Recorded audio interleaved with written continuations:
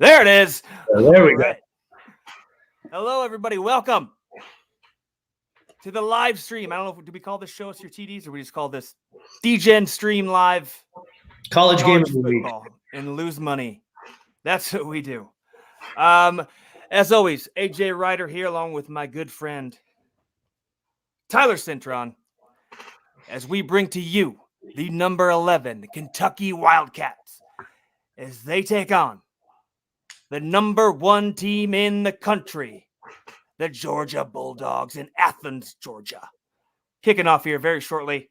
We're going to be here all day talking about this game, talking about other games going on, and, next Sunday, or not next Sunday, tomorrow, which would be next Sunday, technically. We'll be talking about tomorrow, talking about bets today, tonight, Monday night, Tuesday night, Wednesday night, Thursday night, until we see you again next Friday. Big news coming, though, because if you've watched any of these live streams, you do know that when we have a representative of that team on this show,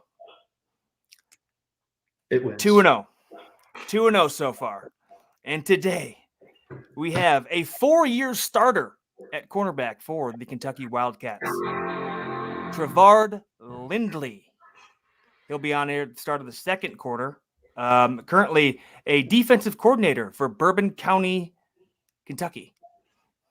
High school football coach. That's got to be a fun job.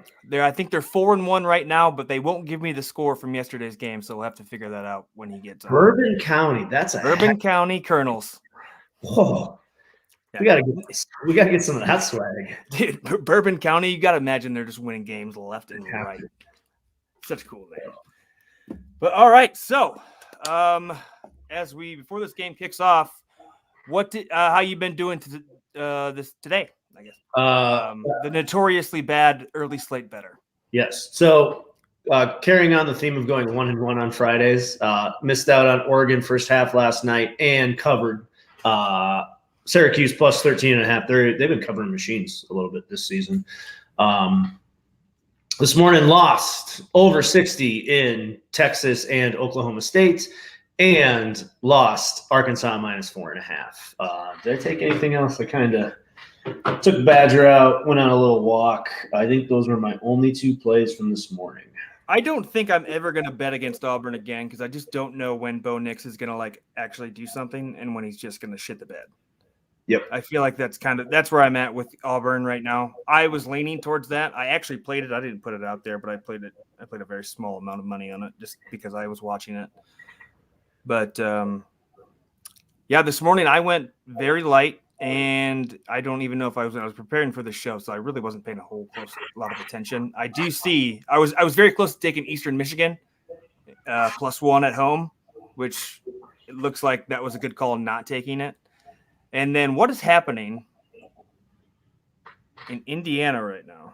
I think Sparty's up 20-15, but Indiana has the ball. 5.5 left, it looks like. What's that on Fox? I'm going to pull that up. I want to see the end of that. FS1. Yeah. Oh, yeah. Got to watch that. 5 minutes left in the quarter. I will say that I hate to use the term the tide, but everything changed for Florida once Anthony Richardson got in that football game for him. I've been calling for him for a couple of weeks. After I saw him do that standing backflip and play against South Florida, I was like, that's the guy. Another close one. 3 minutes and 30 seconds left. 49-42 LSU with the ball. Ooh. Home dog. And it's weird for me to say this because I'm like, how do you bet against Ed Odron? Well, I'm pretty sure I did it last week with Kentucky, so that's not the right way to. Yeah, so even if Florida comes back and wins this one, they're not going to cover. I think it closed at 12, so there's a home dog that would have hit there. Looks like, did Minnesota hold on to win? So there's a home dog there. What was the final of that? 30-23. Ah! I took the under. I did not expect Minnesota to score as much as they did. No. All right, so whoa. Yep, now we're getting kicked off. There's the audio. And I also have Akron +20, who's losing 14-0 right now with 12 minutes and 29 seconds left in the second quarter. Hey, a lot of game left there for that offense to get going. Took a shot there on Akron. I used to watch a lot of MAC football. I have not as much this year, but Indiana with a big play. Looks like, though I can't get it to seem to want to pull up on my phone. I think we need to start taking Cincinnati to cover every week as well, because they really don't have anybody on their schedule other than SMU towards the end of the season. 30 points, screw it. 20 points, screw it. Just take it. Yeah. So you want to hear a good story from the conference this week? Is we're taking an Uber from our hotel over to our company event that had an open bar and completely wrecked me Thursday night. But yes. So I get in the car, friendly lady, but she's got like an SMU football like thing hanging from her front or the rear view mirror, and obviously I'm going to want to talk football with anybody. Her son is the starting strong safety for him, true freshman, 15 tackles on the season, got a sack, got 2 INTs and a forced fumble. So we might start riding the SMU Mustangs a little bit after that positive random encounter that I had. SMU's back, man. Yeah, getting the death penalty like 50 years ago. They are back. I think we got to start looking at Texas first half covers too, because they're up at half every time, handling the game, and then they find ways to lose. Yeah. So Indiana with the ball. I've got 2 minutes and 47 seconds left. Rough day for the Phoenix Battlefield Promotion quarterback Tuttle.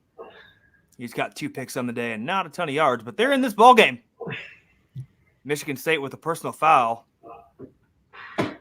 And they're going to be moving the ball. All right, let's go Indiana. I'm just rooting for the upset. Oh, you had Michigan State -4, right? I did not take it because good. The home dog thing scared me away. Solid move. Yeah, I just talked to 4 of them have already hit, and it looks like South Florida is going to hit too. Like there's 5 that we missed out on this weekend already after talking about it so much in our entire existence of this show. Mm-hmm. Literally, you would think that's all we'd play. Michigan State took 69% of the money to cover 3.5. That opened up at, or no, maybe that's just what the line is. What was it? No, it was 4, right? Yeah, I saw it at 4. Yeah. I think it might have been at 4.5 when it closed. Oh, buddy, come on. Actually, I got to get Pitt up on the other screen. ESPN currently not on local television in Las Vegas. Wait, there's no ESPN at all? Yeah, it's like blacked out. How does that work? I couldn't, I had to stream everything last night. Wait, hold on. So in the city of Las Vegas, or the general area, what you're telling me is that if you turn to channel whatever ESPN is, it's not there. It's not there. It's like program guide channel not available. Do you have like DirecTV or something weird? And I got Cox, which is a monopoly out here. Right. I feel like that should be illegal. Yeah, I'm assuming something's up. I mean, at the end of the day, you can stream anything in this day and age, but right. Oh, speaking of which, I have to cancel some sort of streaming service that I did a free trial for to watch one game, but I don't remember what it is, and I'm pretty sure I'm gonna get charged $60 if I don't cancel it. So that sucks. It's one of those where you get hit with it and you see it the next day and you're like, shit. Well, now I'm broke. The deep ball into just monstrous coverage, and he almost caught it. Wow. Turnover on down. So Indiana's done. Michigan State covers.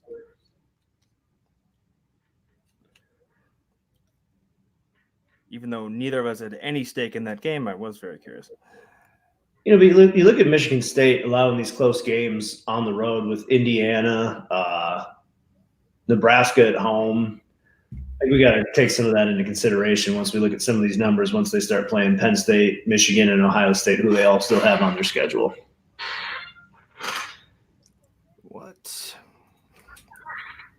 I will say it was awesome having Shu on yesterday, just chilling in his backyard, smoking a cigar. Yeah, that's all that motherfucker does.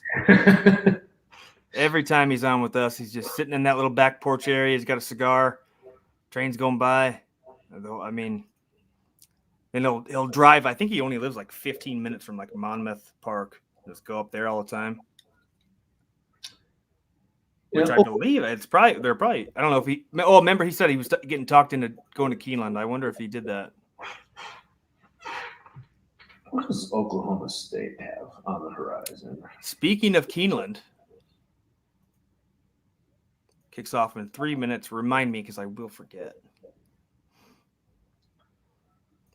I mean, you look at Oklahoma State winning today, number 12 in the country. They go to Iowa State next weekend. They got Kansas at home. They go to West Virginia, which is not going to be an easy game. At home versus Texas Tech, and then the final game of the season is them in Oklahoma.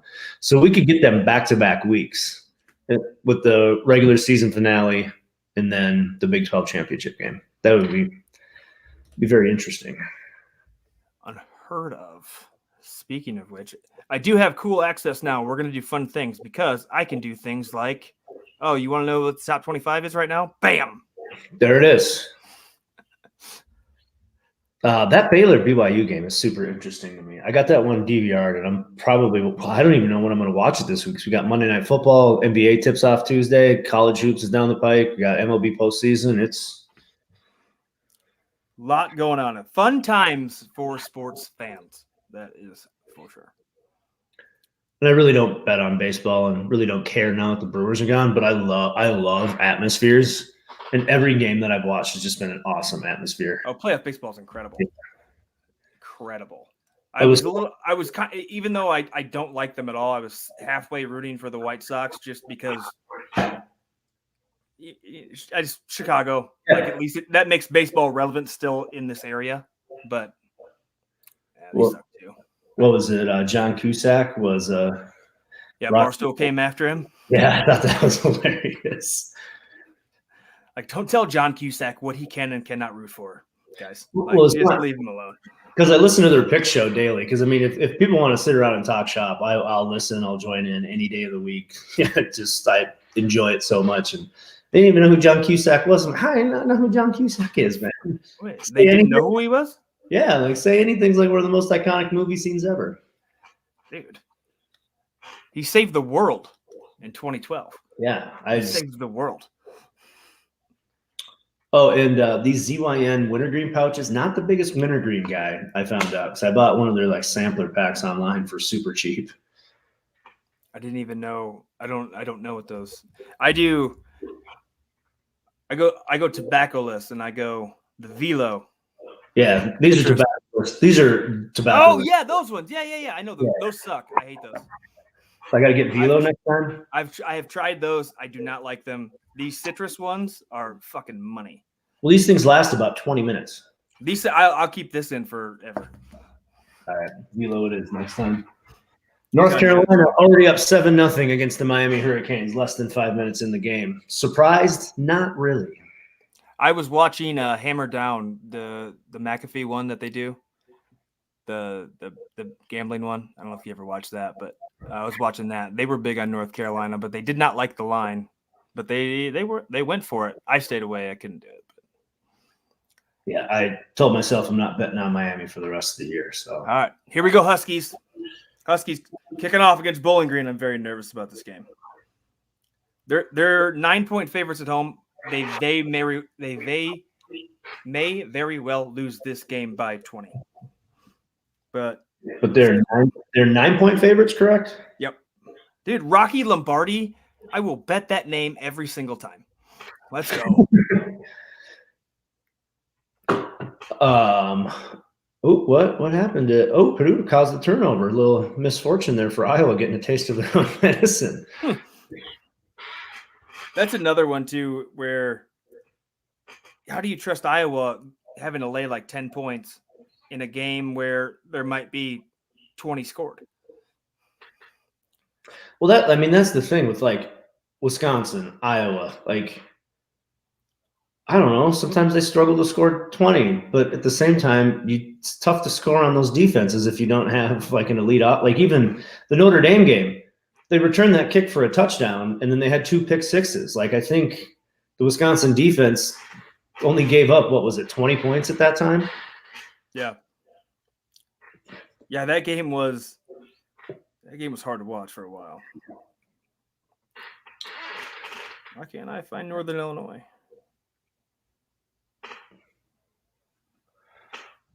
What are we doing here, FanDuel?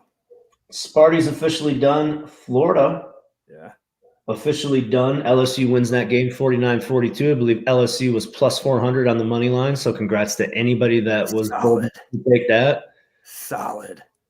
They're one of the maintenance guys at the apartment complex is from Louisiana, and every Saturday morning I go to get my coffee, and he starts at 8. But he's always there with the board, so he goes to the Red Rock and gets the sheets and comes through and circles games off. He always throws in like 10 team parlays. He's like, man, what else are you gonna do? I forgot. I'm sitting here looking on FanDuel for Northern Illinois, and I completely forgot that in the state of Illinois for FanDuel, I don't know, it's not anywhere else. You can't bet like the Illinois teams. That's strange. Can you move the line on FanDuel and Bovada? Yeah. That's where you move is Bovada, right? I'll do either. But yeah, you can do it on both. Whatever gets me the better odds. I wish we had that here. I can't do that on the Circa or the Red Rock app. Actually, so I looked up some it looked like the last time Kentucky actually beat Georgia was in 2009. Not near as long as I thought it was going to be.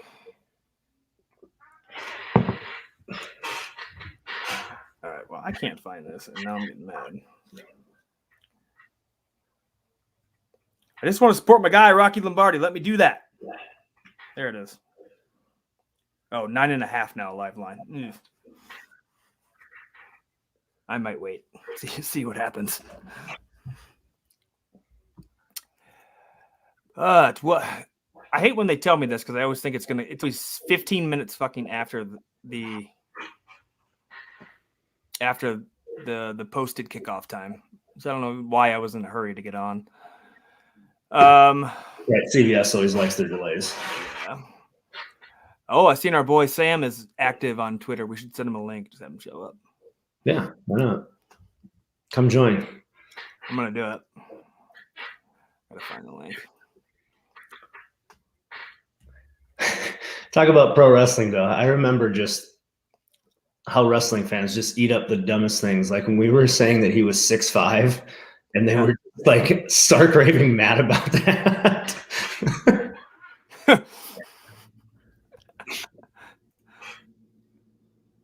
I'm just gonna send him the link. I'm not gonna say anything, and see if he goes to it.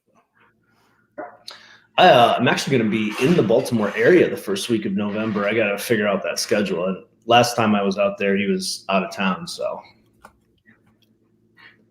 oops, what did I just close? Oh, I closed Twitter. That was stupid. I did hit Ziegler up after he responded to the picks this morning.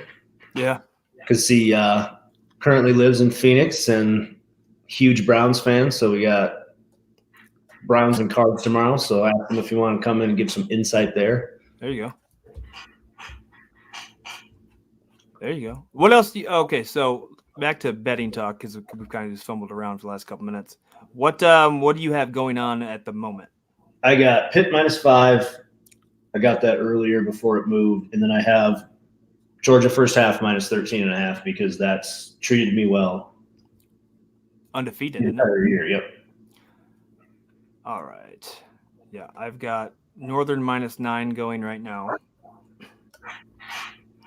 And I do got Kent State +7. Right. And then the rest are just the night game. Got a lot going tonight, so hopefully we bounce back a little bit. Dude, if this line for Virginia Tech goes up anymore, I might take it. I've got Kentucky +21.5 and the under in this one also. What was that, 45, 46? 44. Figured I think it it's close to that. I took it a little while ago. I think I got 45.5, but all right, your guy Will Levis taking the field for the Wildcats. He's a stud. Just keep him upright, boys. Just keep him upright, and we'll be fine. Oh, yeah, I got UTSA -17. Well, that's a little later game. And that's all I really got going in later games. I wanted to take Arizona, but I ended up being a pussy and shying away from it. What did Missouri do? I know they lost. I don't know if they creep back in. Where are they? Lost 35-14, and I think that one was – it couldn't have been more than 14 points. So there was a home dog that did not cover. So I almost went against that strictly because remember that Boston College Missouri game. Neither of those teams impressed me in the slightest bit, and I figured I like that's a good like NC State tonight. I'm gonna take. I know it's going against our home dog thing, but I might take them -3 because I don't think Boston College is very good. I might just take the points in that one. Just take the over and hope for the best. Boston College's offensive line is pretty good, but their receivers suck. Like they cannot catch for shit. Boston College. All right. Have you seen a play yet? How out of sync are we? First down play just happened. We're on the same page. Yeah, I was gonna say they just announced the Georgia 3rd and 2. Georgia defense was just announced. Maybe I missed one. Oh, I'm on second down, so I'm only a play behind. Not bad. Not bad. Georgia defense, 33 points allowed through 7 games. That's Tom and Tom says good luck. What's up, Tom? Hopefully, is Delaware running today or is Keeneland? Oh, I know what Keeneland is. He's probably playing both. He's a degenerate and he's got a bunch of money. See, I'm a degenerate, but I don't have a bunch of money. Nope. I have very little money. Yeah. What little money I do have for hobbies goes towards this. Because I have little money, that's halfway makes me a degenerate as well because I'm betting that little money that I already have. I won $25 in this work like dice gambling game that we did this week, and it's going to get put towards a long shot parlay tomorrow. There you go. I'm in an office pool thing for the NFL where everybody gets 2 teams. You draw them out of a hat, and if that team that week scores exactly 33 points, you get the pool, and it's like $5 a team. I drew the fucking Lions and the Jacksonville Jaguars. Ooh. Well, didn't Detroit have 33 the first? They hit 33 week 1, and I'll never hit it again.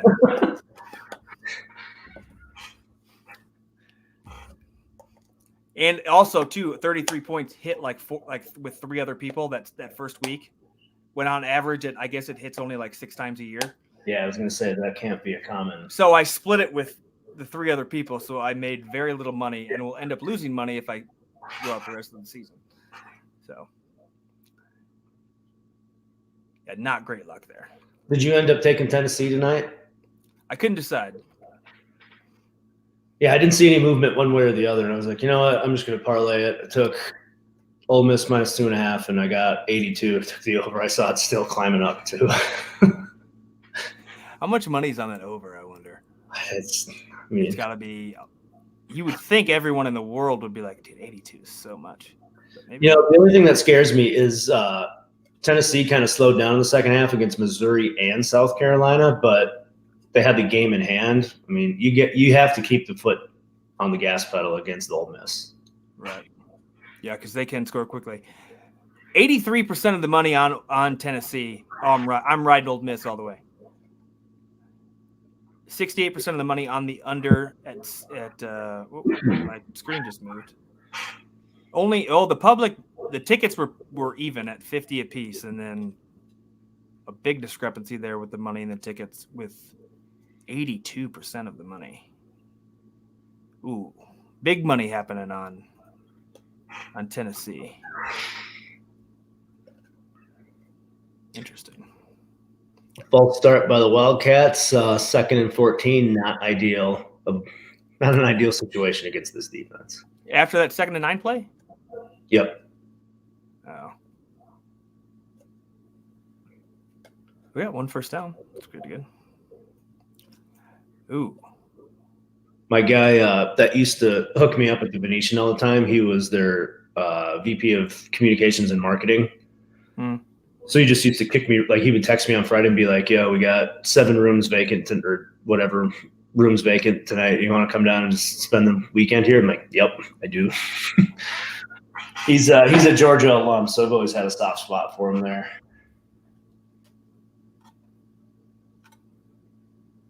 They let that play go a long time. if there was a false start. 3rd and 16. Dennis in the house already hit today on LSU Live, betting 2.5. Shout out, Dennis. Took UK over 10.5. Oh, the total points from yesterday. Yep, solid move. He went over 44.5. I went under. I'm scared anytime Georgia plays that they might not give up any points. Well, they haven't. How many they've given up the last 3 weeks? Like 3? I think Auburn scored 10 against them last week. Okay, so they've given up 10 because they had 2 shutouts in a row before that. Well, I've been high on them all season. I got them. I think it was plus 300 to win the SEC, plus 750 to win the Natty. That's pretty good. That was the preseasons. So I've liked this team on paper quite a bit, and I'm glad it's working out. 3rd and 16 I've got. I'm not sure where you're at. Little swing pass out to the right. No, nothing going there. All right, so 4th down. Not a great start. Ooh. Not a great start. Kent State and Western Michigan, 7-7 already, 7:47 left in the first quarter. Maybe that should have been an overplay. Trending that way. Ooh, Toledo, another team I wanted to take, -5. I did not, though. I kind of bitched out on a lot of these games today just because there's so many matchups I didn't like. Akron finally scored, but so did Miami, Ohio. Come on, Akron. Yeah, Dennis, I'm currently on a commercial too after the punt. Yeah, for some reason I'm always super fucking far behind. Except for when we watched like Arkansas Ole Miss, I was ahead of you somehow. If we ever watch a game on ESPN, I feel like I'm going to be ahead. Yeah, I don't know. The stream always throws timing off on that. Yeah, you guys are probably you rich folk in your cable. Yeah. You know. Well, it sucked. My last apartment complex, I had like a bundle package with the apartment complex that was like the premium package, cable wise, and internet for $110 a month, and then it went up to $240. I'm like, what? Jesus. Yeah. Well, maybe next week I'll actually bring a cable box in here because I don't have one in here. Maybe I'll do that next week, so I'm at least on time with everyone else. Did you take Texas State something? No. Did I see that? Oh, I thought you had Texas something. Texas and Troy, 17-7. And Texas and Oklahoma over 60, which is really cool. Pitt up 7-0.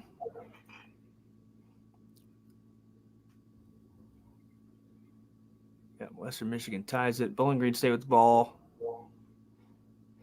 Come on, Huskies. Stetson Bennett taking the field. Nickname the Mailman. Ooh, that line is dropping dramatically for Northern Illinois. Let's go.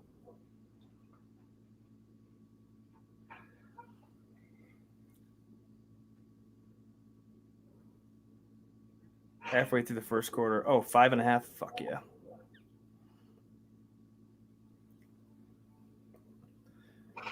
All right, it's in. Live bet. Northern Illinois -5.5. There we go. Oh, boy.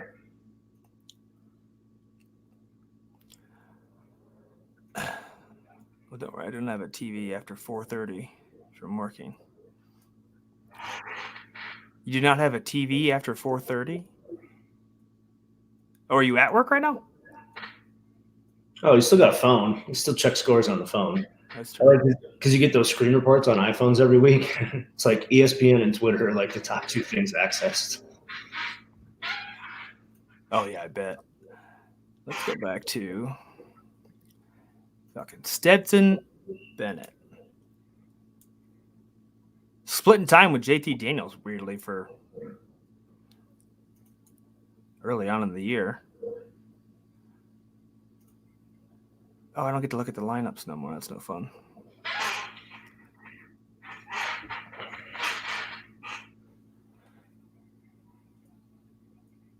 Here we go. Man, this tight end for Georgia, that number 0, that looks awesome, and he's huge. Yeah, he is. He's got to be with like 6'6". Yeah. Bare minimum. Just mountain of a man.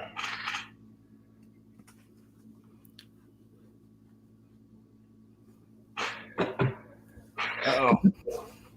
Oh, I reached out to Aaron Murray, then I forgot to realize he was going to be on the broadcast. Yeah. I thought about reaching out to a few folks, and then I realized, like, oh, yeah. Yeah, it's not going to work. So he probably read that and was like, what a fucking moron.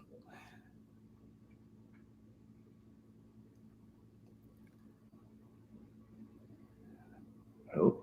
All right, Kentucky, let's go. Oh, yeah, Dennis is big Louisville guy.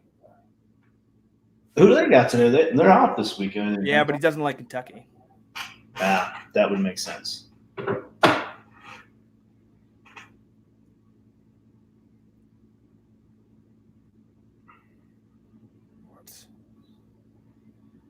What?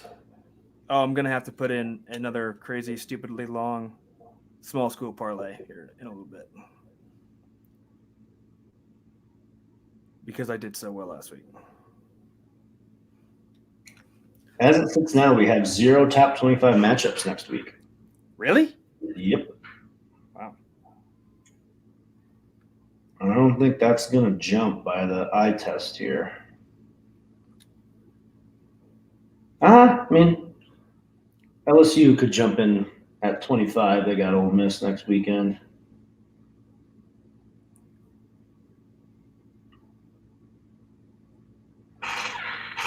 Ooh. Georgia punting the football away. Fuck yeah. Bowling Green 7-0. Fuck. I looked long and hard at Fresno -3 at Wyoming, but I was like, home That's dog. another one that screwed us multiple times this year, I feel like. Yeah. The only time I've really hit with them was I took them +11 and the over, parlayed it in that UCLA game. Like that was the weekend where I lost everything in the morning and then hit everything else for the rest of the day. And then didn't we try to tail them the next week and we lost? Yep. Against Stanford? Yep. Yeah, that happened.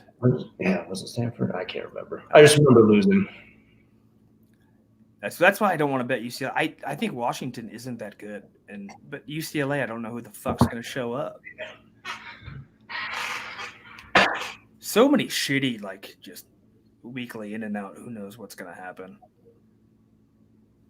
Except for Liberty. I know Liberty's going to show up.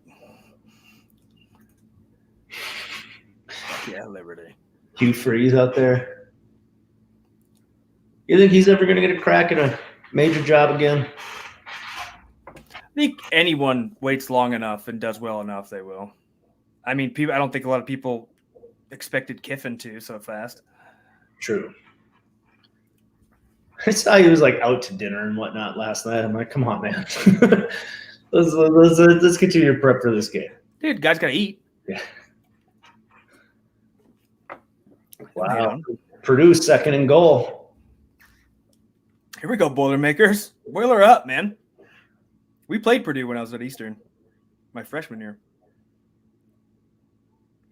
Ugh. It's a pretty cool little stadium. Got that big ass drum. Yeah.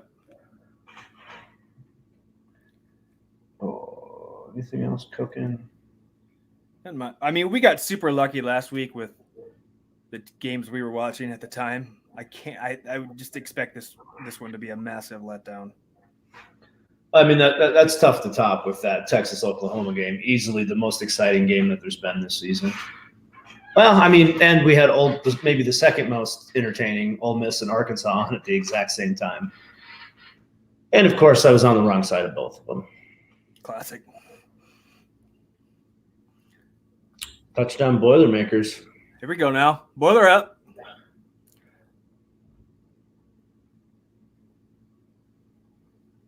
EMU, I maybe should have taken. They're making a small comeback. Got the ball. 13 minutes left. I love MAC football. Yeah, is MAC kicking off this week? You know, we had. I think it's. It didn't happen yet. I don't think it's either what it was this weekend or it's coming back this week. Yeah, because we had App State and the Raging Cajuns on Tuesday night. That is not in action, but it was Tuesday night action. Looks like we have a Wednesday night game this week. Coastal Carolina at Appalachian State. Ooh. The Coastal Carolina covering machines, as I like to call them. Yeah, that what you call them? That they do. Covering Coastal Carolina, CCC.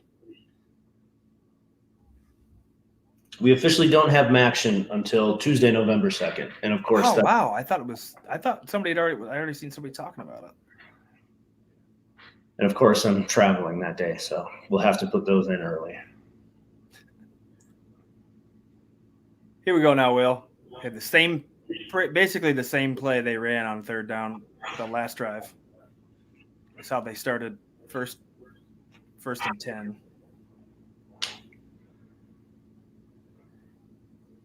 And it still didn't work. Surprise. All right, what are we doing now?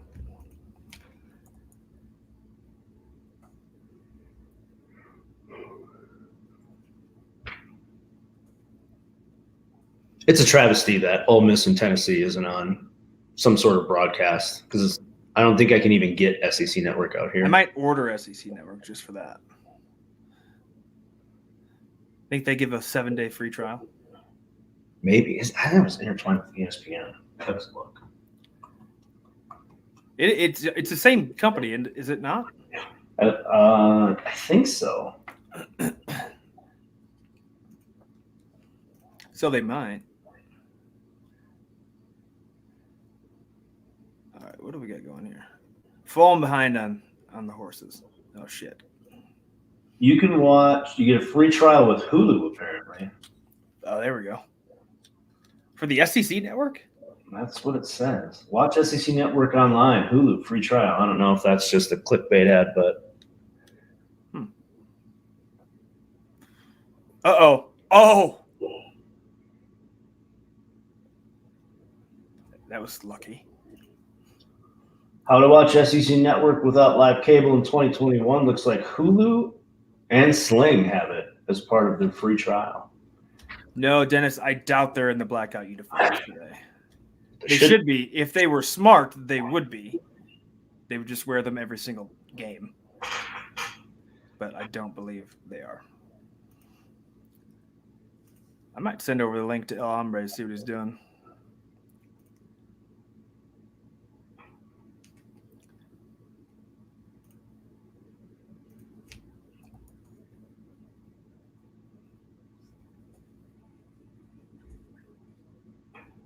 Oh, I had this massive burrito like an hour before we jumped on, and it's like, oh.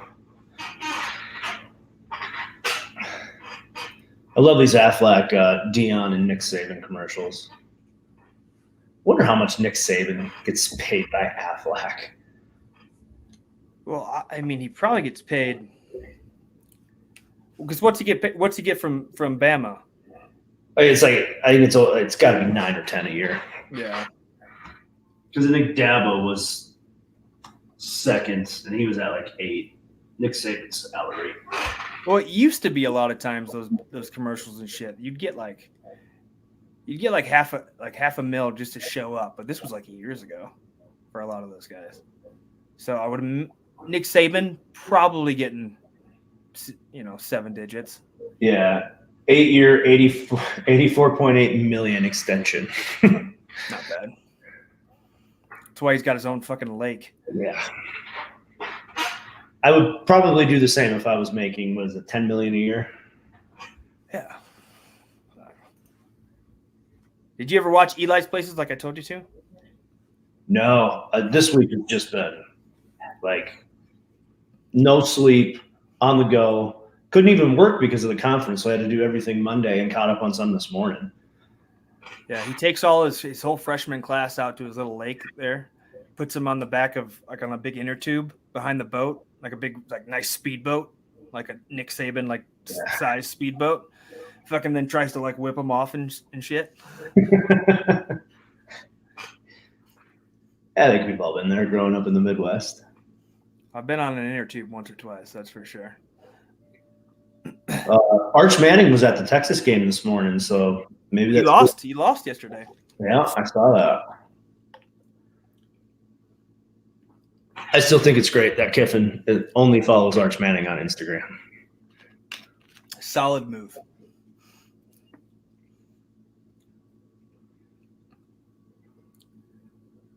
There, Richardson. Or Rodriguez, sorry. That Rodriguez kid ain't bad. That running back they got. For Kentucky. Oh, no, he's not at all. Sorry. I got the Iowa kid is making a play now, so I was like, huh?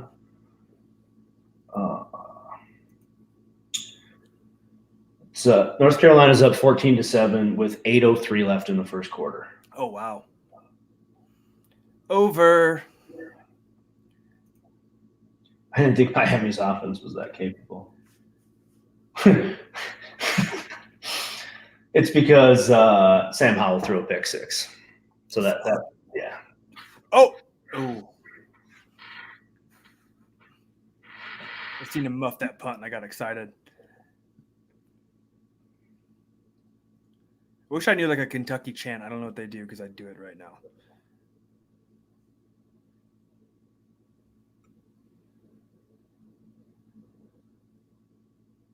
Every single time Georgia takes the field, I'm going to get nervous. And then when Kentucky's offense is on the field, I won't be because it's like I pretty much know it's going to be 5 plays at max. They might get 1 first down, 5 plays at max, and then they're going to punt. We can force overtime on a 0-0 tie. That'd be great.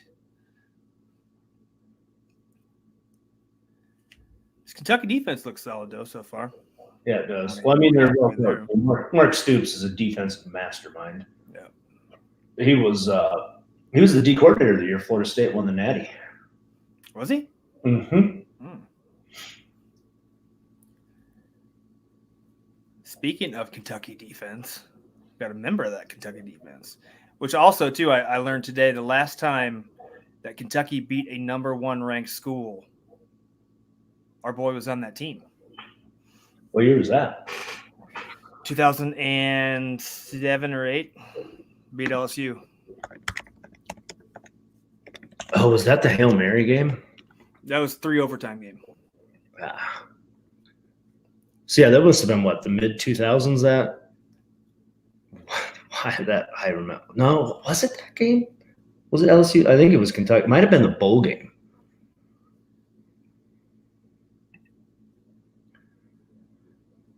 I love watching offensive coordinators call plays, even though I can't hear what they're saying, just because it's like you'd think they were like reciting like the Bible because it just goes on forever and ever and ever.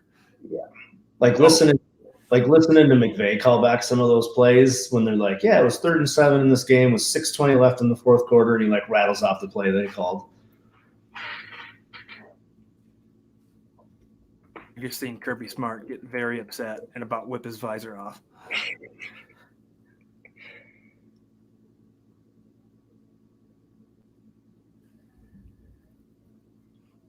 Central Michigan up 7 on Toledo. Damn. I didn't bet it, but I wanted my gut instinct to be right, so that's the only reason I have any interest in that whatsoever. Sometimes you do just need to trust the gut. But if I would have the last 2 weeks in the NFL, I would have been fine.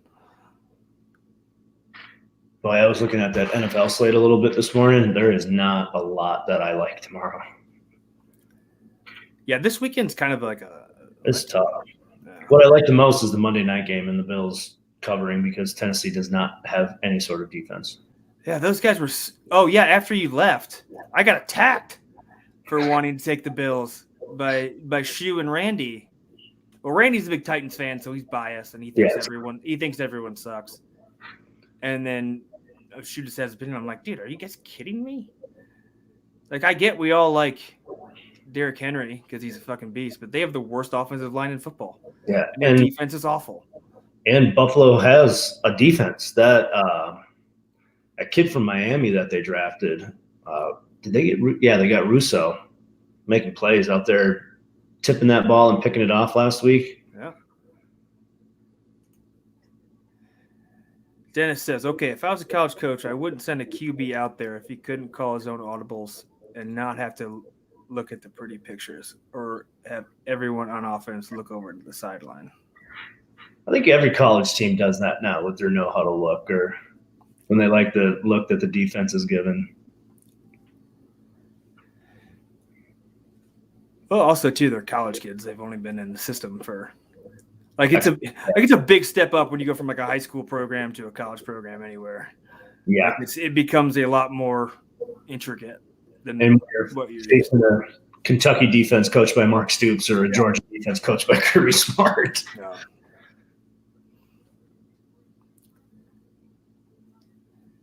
And two, all of them are going to have different looks, and most of the time they're going to have something they can audible out of. But and it's a constant chess match too. I mean, how much film do these teams watch? I know when I was in college, I hated watching film. Hated it. When I was in college and, got exposed for not being as good of an athlete as I thought I was, that's all I had VHS tapes stacked in my closet, just going back and watching games. I was such a football nerd.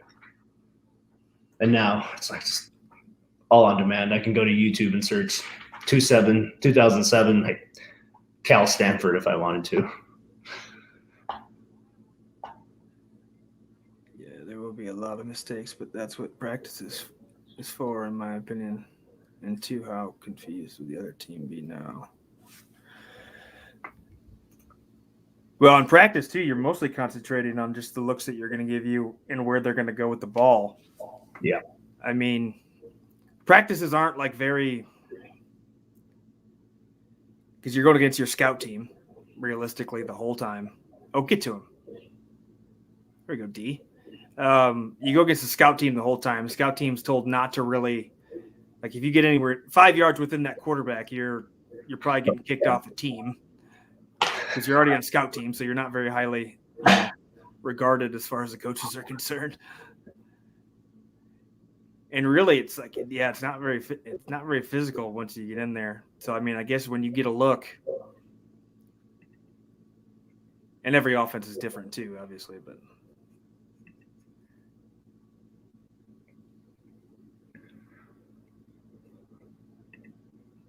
but also too when you go no huddle, it's a lot more.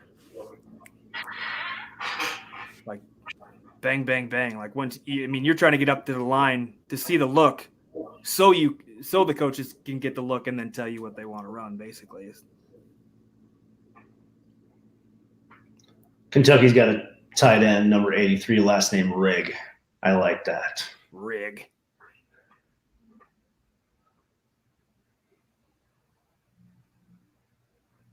Is this probably the biggest game in this program's history right now for Kentucky? It's got to be. I don't ever remember them being a top 10-esque team. I know they've pulled a few upsets and they've been getting better year over year, but nothing I can't remember them ever being 6-0. Well, we talked about the how slowly this program has gotten better and better and better. It seems like, and then it's finally all right, well maybe. What's that flag for on 2nd and 8? Holding. Classic. Of course. Classic. Did you get a chance to watch Auburn and Arkansas at all this morning? I had it on, but I was doing a bunch of other shit too. Early on, Arkansas defender legit belly to back suplex somebody and caused the fumble clear as day. And they reviewed it and they're like, nah, call him the field stands. He was down by contact. I was like, what? What are you looking at?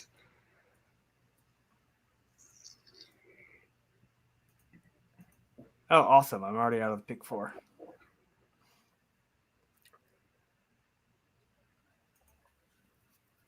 Damn. That was a disappointing race at Keeneland. Kentucky should just give the ball to Cavassier Smoke every time just because of his name.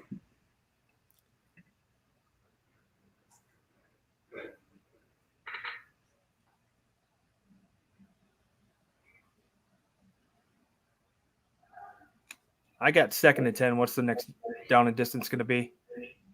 I got a 3rd and 1. Ooh, here we go.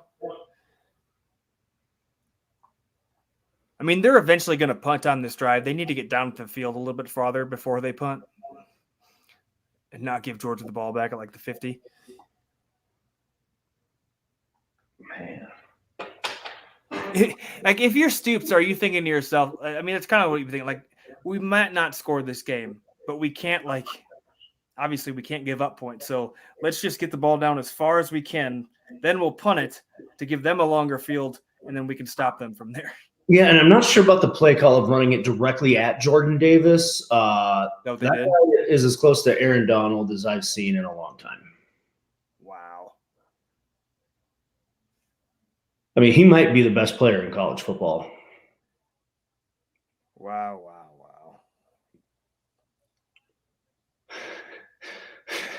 Iowa with the straight fullback dive. 22 personnel, 41. That's old school there.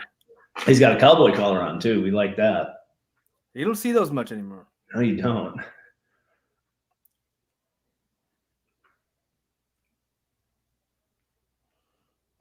You watch this third down play, just watch Jordan Davis just. Yep, 100%. I've already seen it. It was not the best. Quickness from a man that size is just, I can't. He's quicker than me, and I'm 5'10" and 180 pounds. All right, so now you give him the ball back at the 50. Jesus. All right. Put in. You want to know who's living a good life? Badger dog? Yeah, look at this guy. He's in daycare all week. Look at my bare apartment. He's just zonked. Look at that guy. Solid. Live his life. Yeah, dude. You live your best life there, Badger.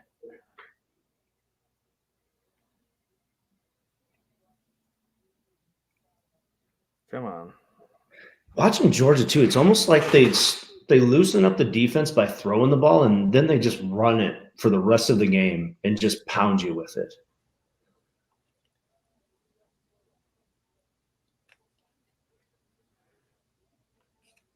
I'm just seeing them get the ball back. I'm trying to put in this fucking bet at Keeneland, but my phone is not working very well. Amen. 1, 4. There we go. Remember watching Josh Allen at Kentucky? Just sideline to sideline. That dude was all over the place. And then he goes Jacksonville. Yeah. That was the year that the Raiders drafted Cleve Farrell, number 4 overall. And I really wanted Josh Allen. I really thought that like Ngakoue and him was going to be like that was going to be a fucking like nightmare for people for a while. That didn't work out. No, it did not. All right, well, this might be the game here if they score. Oh, we got a flag.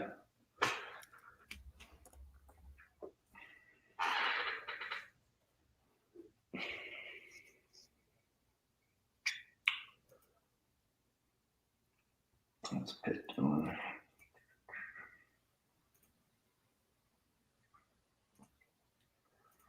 Western Michigan up 17-7 at the end of the first, and it looks like they got the ball back inside Kent State's 20, so that bet is not looking good. Ouch.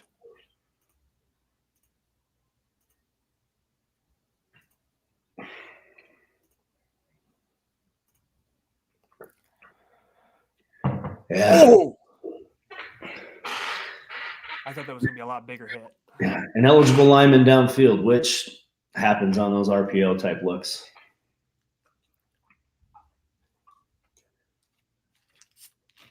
Come on now. Iowa's got a 3rd and 4 inside the 10. It looks like it's about 6.5 yard line. Before our guest comes on, I want to make sure. Would you say Trivard? Because I'm not entirely sure. Yeah. Just want to make sure so I don't make a fool of myself when I introduce him.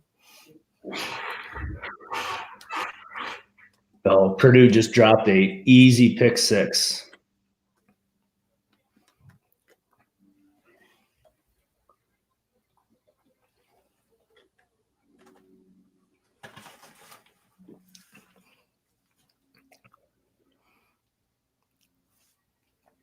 What are we doing? Oh, nice. Iowa misses a chip shot field goal. Honestly, with Kentucky's defense, what's the oh, you know what I've got? Actually, we can look at. Check this out. Bam. God, that's beautiful. Yeah. I'm trying to think. Kentucky's defense, as good as they are, what's their schedule going forward? Like, where can they fit in? Obviously, Georgia's not going to lose, so the SEC championship game is probably on the line for them here. Yeah, who do they have in the future? So after this week, I've got that too. Bam. Oh, look at that. Yeah, dude, I'm on top of it today. Are you sure that can't be this season's schedule? Oh, man, I got the wrong one, didn't I? Because I got at Mississippi State on the 30th. Tennessee's coming to Lexington in November, then at Vandy versus New Mexico State, and then finishes up with Dennis's Louisville Cardinals. Yeah, I clearly did not look at that all the way through. Here it is.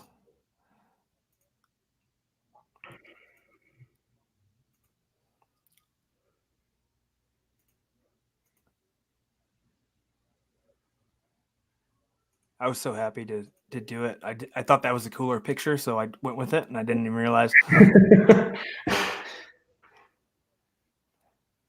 Oh, I've even got a video for today, too. It's going to be great. There it is. Bam. It's crazy what people can do with graphics this year. I mean, at Mississippi State's not going to be an easy game either. No. Which version of Mississippi State shows up? Then Tennessee. But I feel like it's all winnable games for them. Oh, absolutely. I mean, Tennessee. Vanderbilt should be a no-brainer. New Mexico State should be a no-brainer. Going to Starkville might be tough. You get Tennessee at home at least, and then the big one with Louisville, the rivalry game.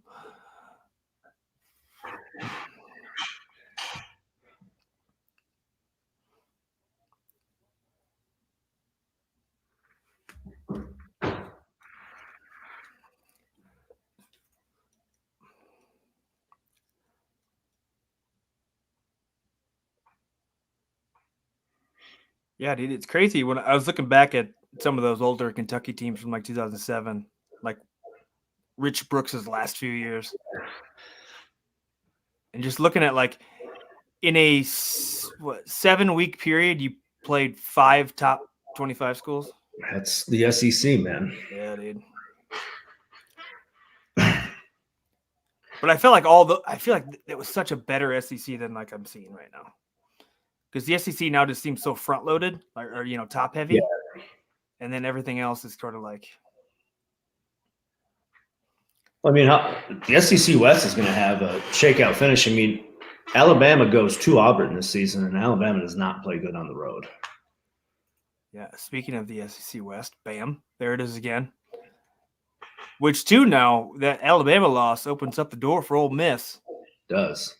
Bam. Let's get those boys in there. Is every team over 500? Yep. Nope. LSU's 3-3. They'll be 4-3 now. Oops, I don't want to do that one yet.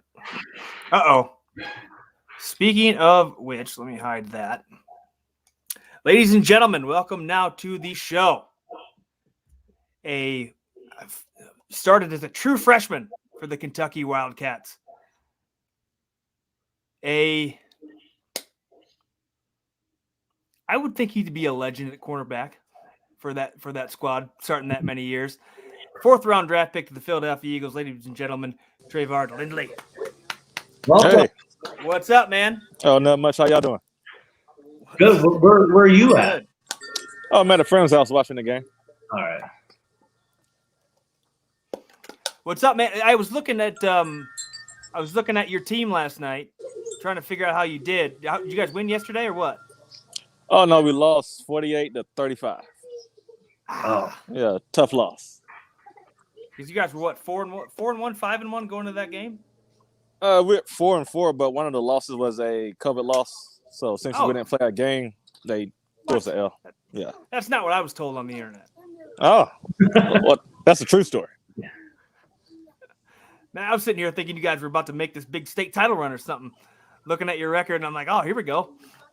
Yeah, but here in Kentucky, pretty much everybody goes to the playoffs. So, is that how it is? Yeah, that's how it is All here. right. You just got to get right at the hot time. Yeah, It's not lost yet. I mean, we're still good. Yeah. Hey, the Packers won the Super Bowl at 9-7, being the 6th seed. Let's go. That is true. Let's go. So, still got a long year. What do you? So we're watching this game right now. Obviously, what do you think about Kentucky's defense this year, man? It seems pretty solid. Yeah, I mean, we're ranked pretty high in defense. Well, they just scored on us. Other than that, we're still good. We got to keep from obviously scoring what they just did and pretty much get to the quarterback, disrupt his timing of the routes. And real quick too, we're talking about Kentucky playing the number 1 team in the country, right? I want to bring up something that maybe you might remember. 3rd and goal. Lions in the slot to the left. Coming after him here. Burton is the wide receiver left, and Johnson bottom of the screen. Woodson pumps once, hit from behind in the end zone. Diving catch, all alone. Steve Johnson. It's 4th and 2 now. You've got to get 2 yards. Flynn, Scott, I don't know. I don't think so. No way. Kentucky wins.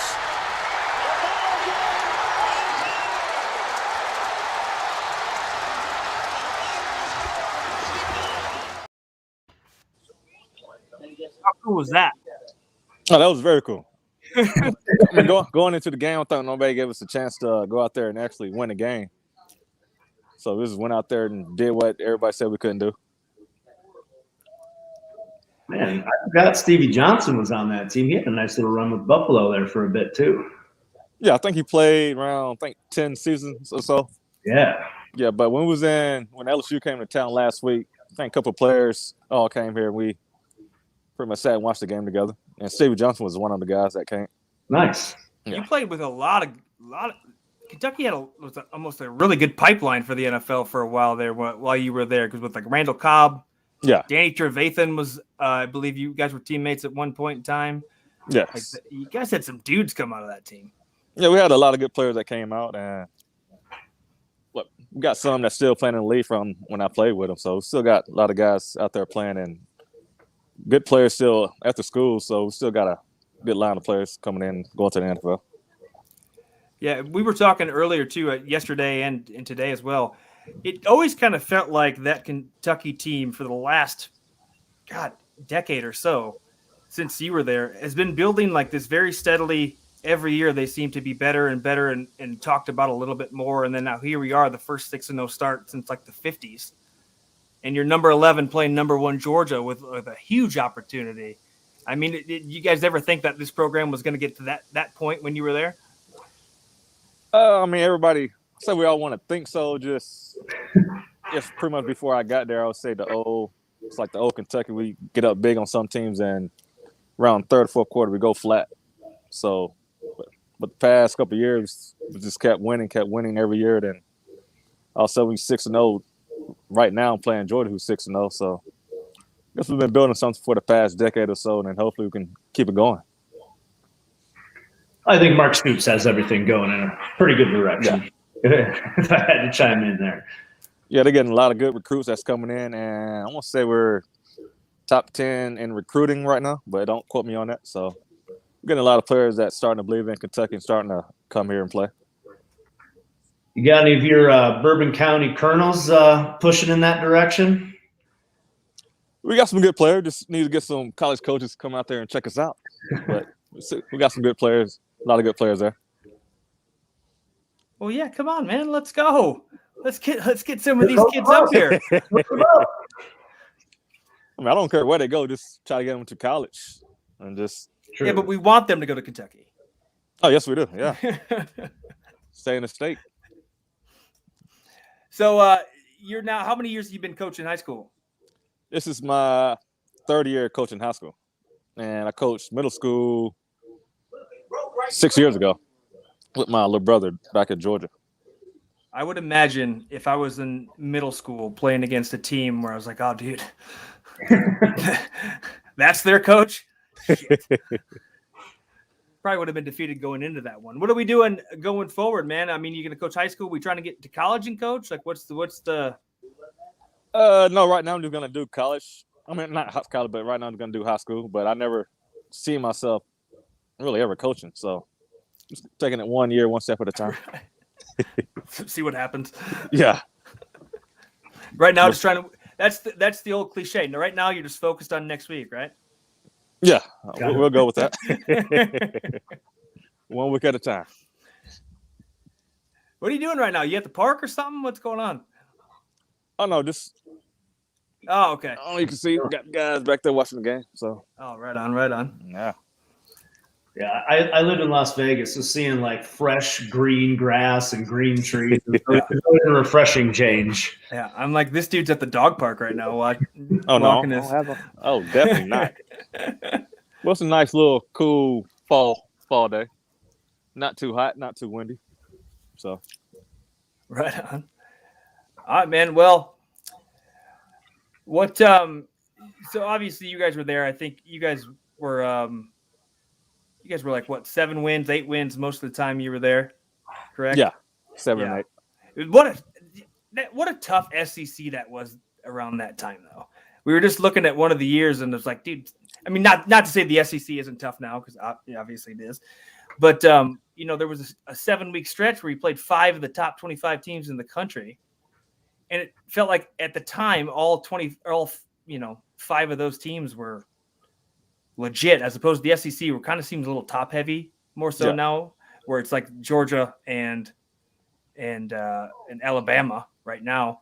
I mean, are we going to get Kentucky up there to be one of those SEC powerhouses? Yeah, I mean, we're headed in the right direction right now. And then I guess when I played, the SEC East was the top over the West. So we had Tennessee, South Carolina, Georgia, and Florida, who was all good and all competing for SEC championship every year with us in it. So I'd say it was pretty tough every year. And then now, pretty much the West usually had about the past decade or so. So I think this year is flipping over to the East. I want to say so with us in Georgia. Yeah, because we were looking at it. The West with Alabama losing last week kind of opens it up for a lot of teams, and then this feels like the winner of this game is probably going to take the East. Yeah, I think us or Georgia going to go down there and just take it over, just win the East. Hopefully, beat us. So get this game. What do you mean Georgia's going to go out and take it over? This game ain't over yet, man. I mean, no, us. We're going to take it over. I like this Will Levis kid, though. He's impressed me a little bit so far this year. He's had some really good moments. Penn State transfer, I believe, right? Yes. Yep. Came here from Penn State. I think he's doing good. Just come here. Obviously, it's a new offense because we got a new OC, so he's getting better every week. And he got a tough road today against Georgia, so hopefully he can go out there and pick them apart. Well, he's used to being on this type of team where you got a really good defense, and then all we got to do is score like 20 points, and we should win every game. Yeah. That's Big Ten football right there. That is true. So hopefully he can get Wendell the ball, and Rodriguez can run through this defense.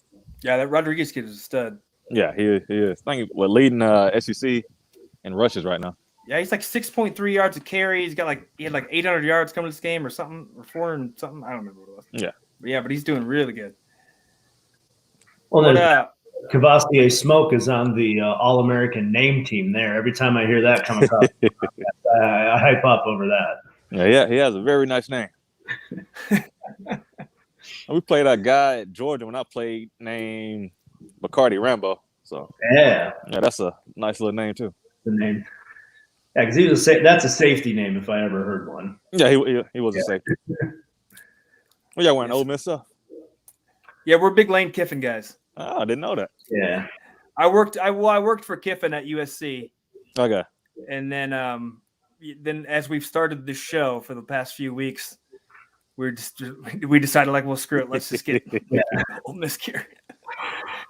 Yeah, I was very high on Matt Corral going into the season as an NFL prospect, and I may have had a little bit too much to drink last night, and then these showed up on the doorstep this week, I noticed. So That's the same way this Pfizer arrived at the Yeah, he's been having a good year too. Yeah, Ole Miss, well, yeah, tonight's a big one too for them. Who they play? Tennessee. Tennessee. Oh, Yeah. Did you see the unis Tennessee wore last week? the black unis. Yeah. Yeah, I seen it. Dude, no one loses in those. No one Yeah. loses a football game in those. Just wear those every time. Yeah, that's why we played Georgia early, so they won't be in blackout. That's smart. Smart by whoever makes the schedule there. What's Bourbon County got going forward, man? We got Boyle County next week and Letcher week after the finish out the season. Then 15 playoff games left starts. the regular season. Yeah. Right on. How does Kentucky do their playoffs down there? What's a little weird as far as in Lexington. So there's 4 teams in the district, and when the playoffs start, you play the same 4 teams play each other again in the playoffs, which is kind of weird. yeah, that is. So Everybody gets a crack though. yeah. So it's us and 3 other teams, and then when the playoffs starts, those 4 teams will play each other. So the 1 will play the 4, 2 will play the 3. Okay. So So you have like a conference tournament before you go to the thing. something like that, which is Yeah. dumb. Yeah, it doesn't make sense. Okay. Yeah, that's very weird. You know, like we should play somebody outside our district instead of the same 4 teams in the same district. That's hilarious. Yeah. Yeah, whatever works for them, I guess. Oh. Well, it's been working the past couple of years, so I guess they're pretty used to it. Are you down in Kentucky? You a big horse racing guy at all? I have been over You can't say no, man. Like you're in Kentucky, people will hate you. I mean, the past couple of years I have been, but when I was first here in college, I knew nothing about horse racing or nothing. So I just went to Keelan once my 4 years into it. Well, I mean, this whole channel started as a horse racing channel, and that's we've adapted now over to that, which Keeneland is running right now, which I am keeping an eye on as we speak. Yeah. So I'm supposed to be going there October 30th, the last day. Oh, right on. So hopefully I can go there and win some money. Well, tweet me who you got, and then we'll get you on the show, and you can talk about your picks. Oh, we can do it. We can do a live stream from Kingland. Yeah. There it is. Yeah. Hey, I'll let you guys tackle the horse racing. How about as novice and unknown in the horse racing world as it gets? So what now? I don't know a damn thing about horse racing. We just let him pick off the names he likes. Yeah, a big name guy. I was walking around with a book, look like I know what I'm talking about, and just ask people, "Oh, who you got? Oh, I like that guy too." Yeah. I have no clue what's going on. The program. Just have the program in hand. Kind of like just make marks on it, even though the marks don't mean anything, and people will be like, "Oh man, he's really capping this." Yeah, have a drink in one hand, book in the other, look like you know what you're talking about. So. Exactly. Who y'all got over for the game? You guys having a big barbecue for it or what? No, at my brother's-in-law's house, and we just brought some food and watching this game. A little small tailgate. Right on. So that's a lot. Do you just have the one game on, or you like the rest of us, where you got one streaming, you got a couple TVs up? Oh, there's 2 TVs inside. We just got the UK Georgia game outside. Yeah. I suppose if it's your team, you got to dial in on that.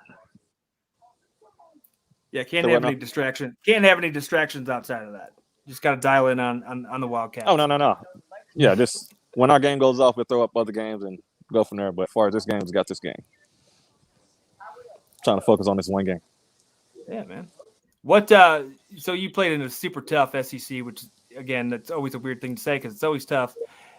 And you played for 4 years. Who was the one guy you remember who you seen constantly? You had to line up across from. Was like, I got to work today.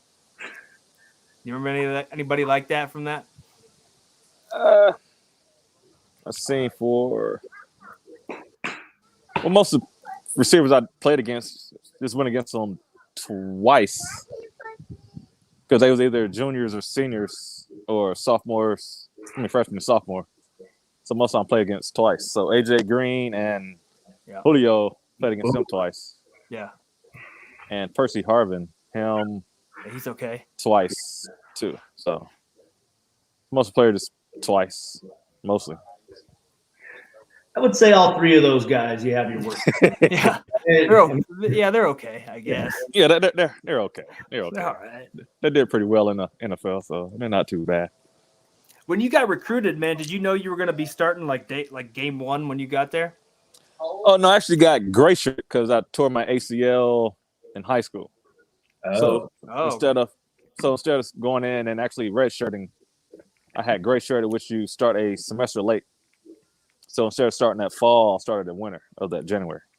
Oh, so you got to do like spring ball and the whole thing, and then another camp before you came back in. Then no, so that first semester when I wasn't really. Before I went to school in January, I was just at home rehabbing my knee. Then when that winter came of January, that's when I went to school. Okay. So I started school winter of 05. That makes sense. Oh, okay. Yeah. Yeah. Yeah, so you weren't healthy enough to do spring ball then at the time? Or no? No. Yeah. So I'm looking at a box score from a game in 2006 against the Georgia Bulldogs. And I noticed you got a chance to pick off Matt Stafford that game. Yeah, I did. Sealed the He game. sucks. Yeah, that was one thing I want to say was in cover 2, and they scored again. Yeah. Yeah, so we was in cover 2, and one of our D linemen got to him and disrupted his pass, and he overthrew the receiver, and I was there to catch the ball. Hey, sometimes you just got to be in the right place at the right time. That is true. I mean, you had quite a few picks around over your career, so you had probably picked off a few notable names, I would imagine. Yeah. I got, Stafford, Tim Tebow. Yeah. And some other guys. Can't really think of their names. If I was you, man, I don't think I'd go to a bar or something and just be like watching the Rams game. Be like, yeah, I picked him off. No big deal. It was a big deal. Yeah, it was a pretty big deal then. And now, it's not. It's still a big deal. Just I don't think he really cares about it, if you ask me. Probably not. No. Yeah. But it was the first time we beat them at that time in not sure how many years. And we beat them game? Yeah, in 06. Then we beat them again in 09. So I was 2-2 against Georgia, which felt pretty good for me since I'm from Georgia. Oh, I bet. Yeah. Gotta love it. When was it? Were they both down in Athens or? No, the No, 06 no. was in Lexington. The 09 was in Athens. There you go. Yeah. So you got the senior win. Yeah. In hometown, that's good. Yeah. Yes, came in with a win, left with the win. So I'm pretty proud of that. Had a couple family members at the game. Oh, I'm sure. And my best friend with UGA played football.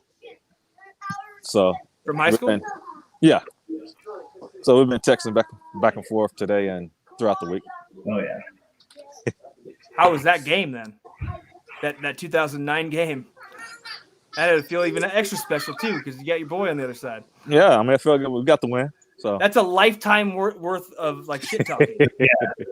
You can never talk. He can't give you shit ever. No, he can't. And that's the last time we won since. So we've been having the upper hand as far as throughout the years, but as far as head to head, I still got that over. Yeah, now we are a gambling show, so you guys have a little side bet on this one? Because I know a lot of times we see a lot of players in your type of situation throwing a little jersey swap towards the winner. You guys got anything on the line here? No, I didn't take the bet. Oh, we didn't have a bet going, so. Oh. Yeah. Come on, man. What are we doing? Yeah. What are we doing? Depends on what. We're down 14-0, so I won't have look too good on that bet. Well, that's when you ask for the points. That is true. That's when you ask for the points. All right, man. Well, you're at a party. You're doing the whole thing. I don't want to keep you too long. And it was very last minute that you came on here anyway, and I appreciate you coming on while you're with the fam watching the game. No and problem. Stuff. So, but good luck to you, Coach, for the rest of the season. Oh, thank you. Let's go, Colonels. Oh yeah, Colonels all day. Let's get some of these kids up to Lexington, would we? If we're gonna build a Wildcat dynasty down there in Lexington, it's might as well start with Bourbon County. Out of Bourbon County, that's right. Yeah. All right, man. Well, we appreciate your time. Unless Tyler's got any questions that he wants to get out before. I'm going to let you enjoy this game. I could ask a million questions about what it was like playing for Herb Brooks and all the way through, or Rich Brooks, sorry. But we'll let you get back to your game. All right, we'll catch up another time. Do this. Yeah, right, Well, we're gonna have you on Keeneland late October or late October, right? Oh, October 30th. Oh, there it is. right. Live stream from Keeneland here on DGen Nation. Oh, thank you for having me. With the defensive coordinator of the Bourbon County Colonels, Trevor Lindy. Thank you very much. I'm clapping for now. All right, take care, my friend. Oh, thank you. Well, that was pretty cool. Fun. That's always fun. Okay. I'm gonna root for the Colonels. I'm gonna have to look that up now. Weekly. Weekly. I need updates, and it's obviously not going to be from Max Preps, who told me that they were like 5-1 right now. Well, turns out that was not the case. We got to look up Arcadia's high school team too there in Arizona. I made the complete mistake because there's an Arcadia, Wisconsin, so I figured it was that, considering that O'Brien went to Wisconsin. But so we got to take a peep at that too. We got to follow some of these high school teams on the show. Yeah, man, especially if we got guys who we know, like feed them in there, man. You got go Coach Lindley down there, just building the powerhouse, send them all to Kentucky. A couple of years from now, kicking the shit out of Georgia. Ooh, that first 4 possessions, punt. That's never good. Oh, here we go, Will. There it is. Ooh. All right. So again, thank you to Coach Lindley for joining us. Let's you want to recap some games that are going on because we haven't talked about it in a while. Yeah, we got Iowa and Purdue knotted up with about a minute left in the first half. Miami quarterback Tyler Van Dyke is 3 of 9 for 16 yards with an interception. Wheels are really falling off down there. Ball State's up 31-24 early in the fourth. Ooh, good thing I did not take EMU. Miami, Ohio's up 27-7 midway through the third. We don't have any skin. I've got 34-7 with 4:32 left. Oh, so maybe it isn't refreshed. Oh, it just refreshed itself. There you go. Good old ESPN app. Pittsburgh's up 13 nada with 5 left in the second, so that one's looking mighty fine right now. Western Michigan's up 20. Did they take that back? Because I had 14 and just went back to 7. Oh, maybe. It said Pitt Nope. Rush. Wait, now it's back up to 14. I don't know. My thing's freaking out on me.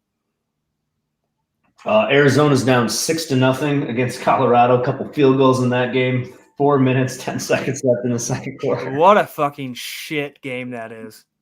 Baylor's up 17-7 against BYU. The one pick that I did give out to a buddy who texted me earlier asking me about home dogs and wanting to ride with those, so I hope he did. I told him the exception to the rule is the Kansas Jayhawks. And they're down 10-0 with 11:37 left in the second quarter against Texas Tech. I think Texas Tech finished at 18.5-point favorites. You forgot one, man. Scrolling down. You forgot a big one. Which one I forget? Did I zoom right past it? Oh, Northern Illinois is up 14-7 there. Fuck yeah, they are. Fuck yeah, they are. Let's go. You know, I'm noticing Kentucky on this drive is just running an offense instead of like. Oh! Bates, we got to catch the ball, buddy. I saw in the last possession they're trying to run some of these east and west sweeps. I don't think that's the right call. Not working. Defense. I got a 3rd and 4 live from the 42 and completion down to Kentucky's 40. First down Cats. They are moving the ball. I mean, going into this game, you've got to have a lot of tricks in the bag if you're going to go against this Georgia defense. I'm just not sure it's a jet sweep. That's what I mean. It just seems like it's not very imaginative.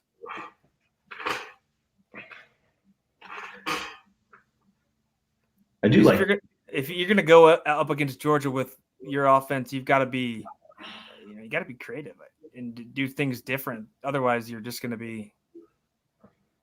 Dude, is that Jordan Davis again? Oh, it doesn't sound good. I mean, this guy. Can the Packers give up a couple first-round picks and move up and grab this cat and put him in the middle of the defense? No, we only draft up to draft quarterbacks. No, it's number 88 on the D-line. You have 2 defensive tackles that can move like that? You got to be kidding me. That was the one thing. Remember a week ago when they were playing Florida, I was talking about the massive dip in Will Levis's passer rating under pressure. And, we got smoked. Slow-mo looks like he's still got possession of the ball and throwing it forward, so that might be an incomplete pass.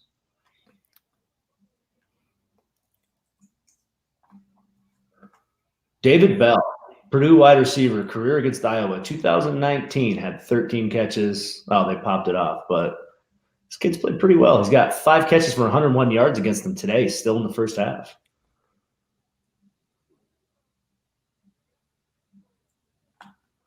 Fucking Boilermakers making a game. The 11-point Dogs on the road in Kinnick Stadium. We've had 2 missed field goals in this game, of course. Overbetters got to hate that.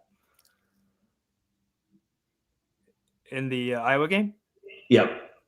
Yeah, shout out. Shout out kickers who have had a miserable few weeks. Miami is officially down 28-10, 6:16 left in the second. Should probably just fade Miami the rest of the season here. Yeah, they're done. Come on, Akron. Fucking do something. We got 3rd and 10. Now, 4th and 5. Great.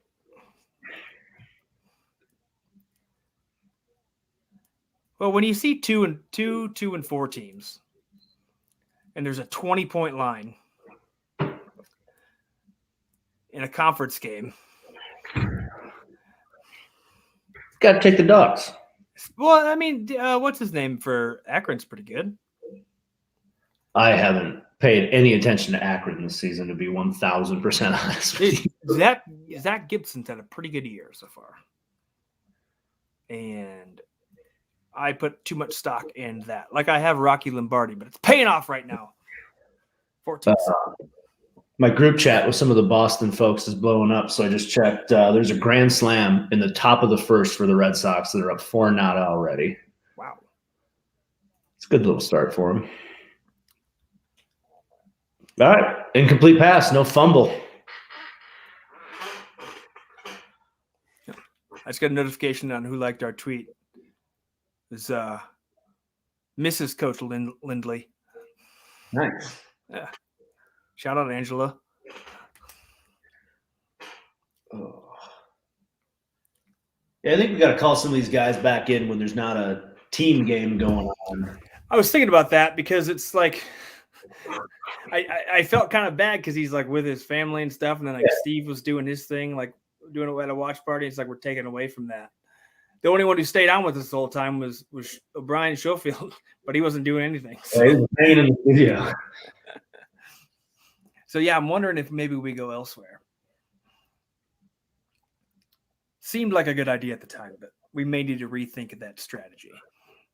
Maybe have them jump on, intro, talk about the game, the program, and maybe next couple of weeks we get them back on. Because even like next weekend, the biggest game is probably USC Notre Dame. Oh, yes, it is. Which is not really a big game because they're fucking terrible. Hey, I mean, USC's in the prime spoiler spot. They beat Notre Dame. They beat UCLA. They settled this season somewhat. Is Jackson Dart playing is the biggest question we have. He better be. Well, I mean, realistically, too, that's all you kind of got left to play for if you're SC. Yep. It's just to play spoiler to Notre Dame, which is fine. It's still it's still a season worth it. Now, if you lose Notre Dame and you have a losing record, then that's when shit kind of be like, eh. Yeah. Now we got to think about making changes. Dennis cheering for Notre Dame for no reason. Just going against us in that. I wonder what reason that is.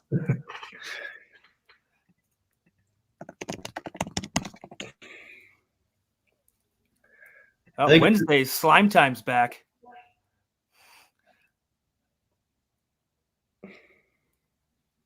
Ooh, you know. All right, Kentucky moving the ball. Purdue also moving the ball. If they can find a way into the end zone here, that will be massive. And not good for my first half bet. What was it, 13? 13.5. Ooh. Yeah. But, I mean, Georgia's offense has marched down the field in the last 2 drives. Yeah, you get 7 points on the board, you get a little momentum swinging their way. Kentucky defense stands its ground. Here we go, Will. Ooh. Flag. Okay, now. Okay, Kentucky. My guy Cabana smoke on the first down run.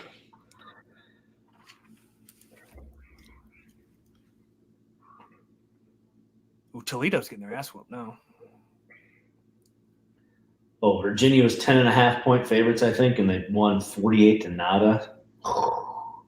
We missed some easy covers today. Well, we missed some home dogs. We missed betting against bad teams. But, you know. Speaking of which, it's time probably about now to put in my small school parlay. Have to. I don't want to wait any longer. Kentucky's got the ball inside the 5. Here we go.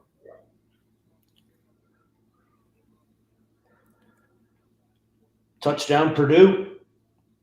I thought you were going to say Kentucky. I was going to get hyped. Oh, wow. Miami scored a touchdown. Let's see how that happened. Oh, good for them. Actually had a nice little drive. A couple of them more, they could be competitive. Let's not get crazy.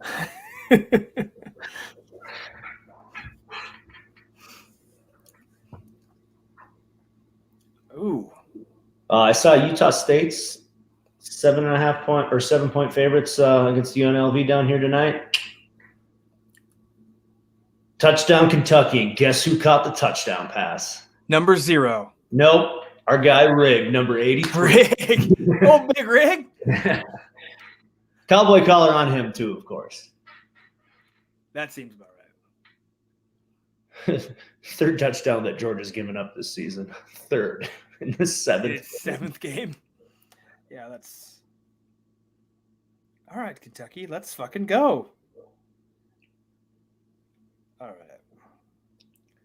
That makes me feel good about what I'm about to do.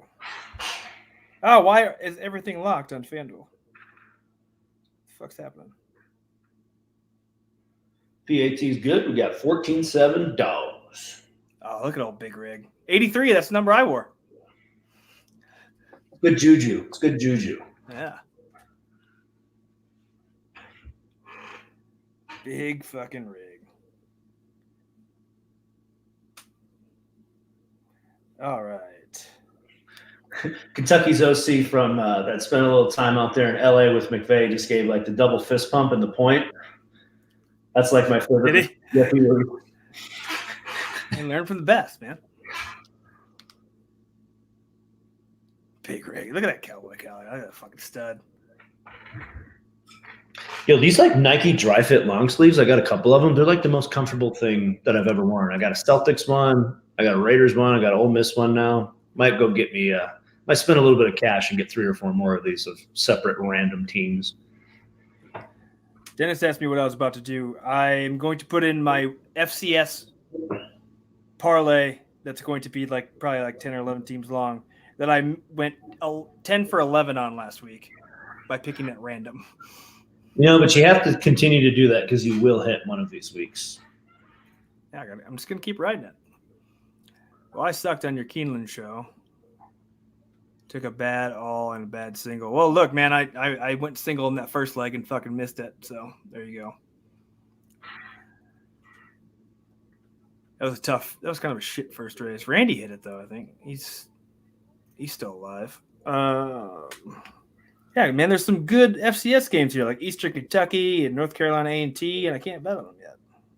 South Dakota, Northern Iowa. That's a huge game. Dude, UNI. They play in a dome. It's awesome. We had a transfer at Winona that played there, and then I started next to him. Yeah, and that dome does look sweet, dude. It's awesome. Yeah. I was praying to the football gods that they would recruit me so I could play in that dome. That's where you just send the old highlight tape to them. Back in those days, that's what we had to do to get. I sent him 4. All right, it's official. Iowa's down 14-7.5. So if you got the Hawkeyes minus 11, probably not a good day. I placed bets for my buddy's dad, who sent me $175 to start the season, and he's up like $2,000 right now. Fuck yeah! Yeah, good for him. He's got Iowa minus 10.5 right now, though. Ouch. And Iowa does not lose in Kinnick very often. No, they do not. But it was what Shu talked about with the look-ahead stuff. They got Wisconsin next, if I remember correctly, what we talked about yesterday. That's a pretty solid angle. I mean, they got Wisconsin in 2 weeks. Probably going to steer towards the under in that game.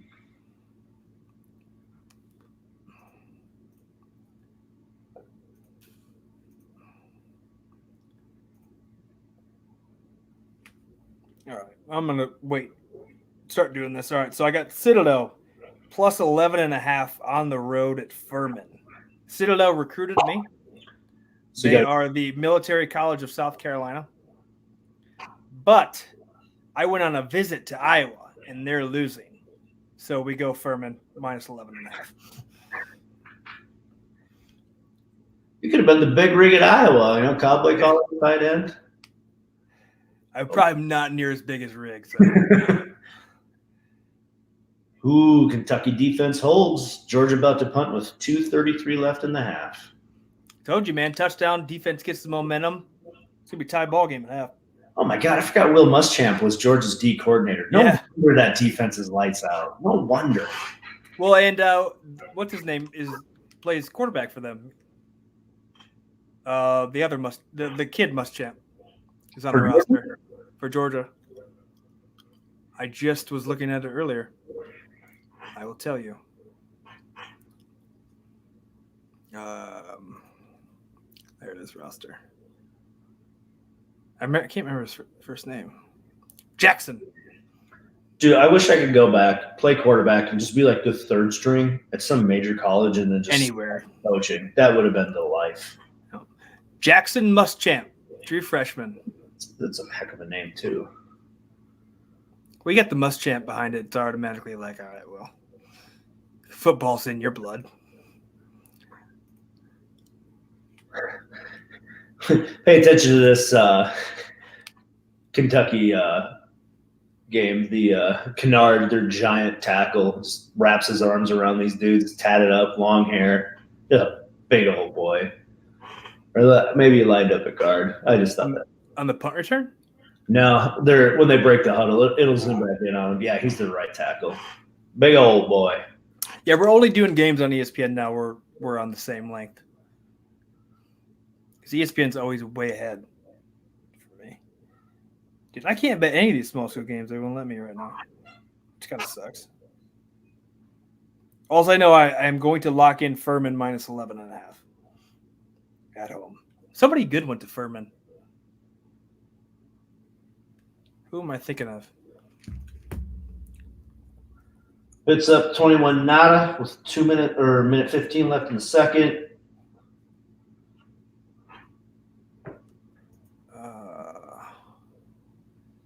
Furman alumni. Who was it? There's a Cam Newton who played defensive end in the NFL from Furman.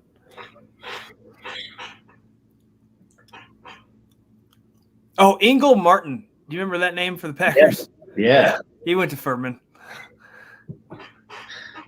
That would be the one that we're probably both thinking of. Yeah.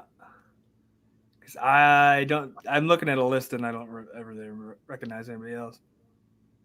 Oh, Jerome Felton. Yeah, that had to be it. Oh, I think I missed your boy.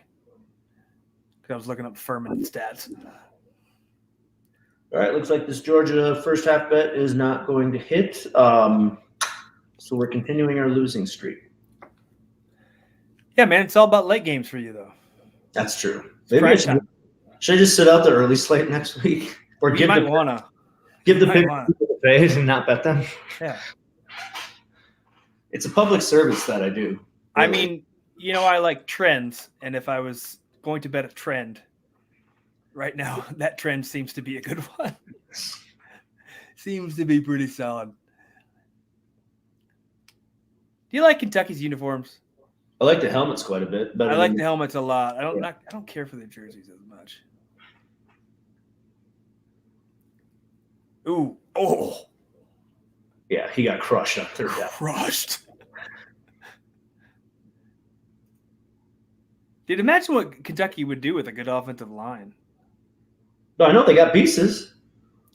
Well, yeah, but of course, and it's hard to judge on this because I guess he hasn't been sacked a whole lot this season, but 25 sacks for Georgia this year. That doesn't surprise me whatsoever. In 6 games, that's 4 a game. Come on. Yeah, dude. Get out of here. With all this Coach O on the hot seat type stuff, when does that heat up a little bit on Dan Mullen? Well, I mean, Orgeron won the title, 3 years ago? 2 years. Yeah. It's amazing how that is. He comes in 1 year, wins it, has a bad year. I mean, what do they want him to do? Like, these aren't his kids. Right. There was a pandemic last season. I mean, you got to give him longer than that. With the way that guy can recruit, too. Yeah. Oh, boy. Okay. I told you, he was our D-line coach at USC. Like, how often do you see your D-line coach go out there and give, like, the pep rally speech and that stuff? And that coaching staff was insane when I was at USC under Kiffin. If you have that T. Martin, fucking Orgeron, Monty Kiffin. Yeah. Dude. He's a former Ole Miss coach, too. That's right. Man, he's been all over. I mean, USC paid, like, to have an NFL coaching staff that year. Like, I mean, the amount of money that was being paid to that coaching staff was – they had to have the highest paid coaching staff in the country by, like, a lot. Easily. All right, Georgia takes a knee to round out the first half. We got a 1-score ball game. I said solid first half for my my under and my plus 21.5. I would and Georgia gets ball to start that. That's why they took the knee. That would make sense. I'm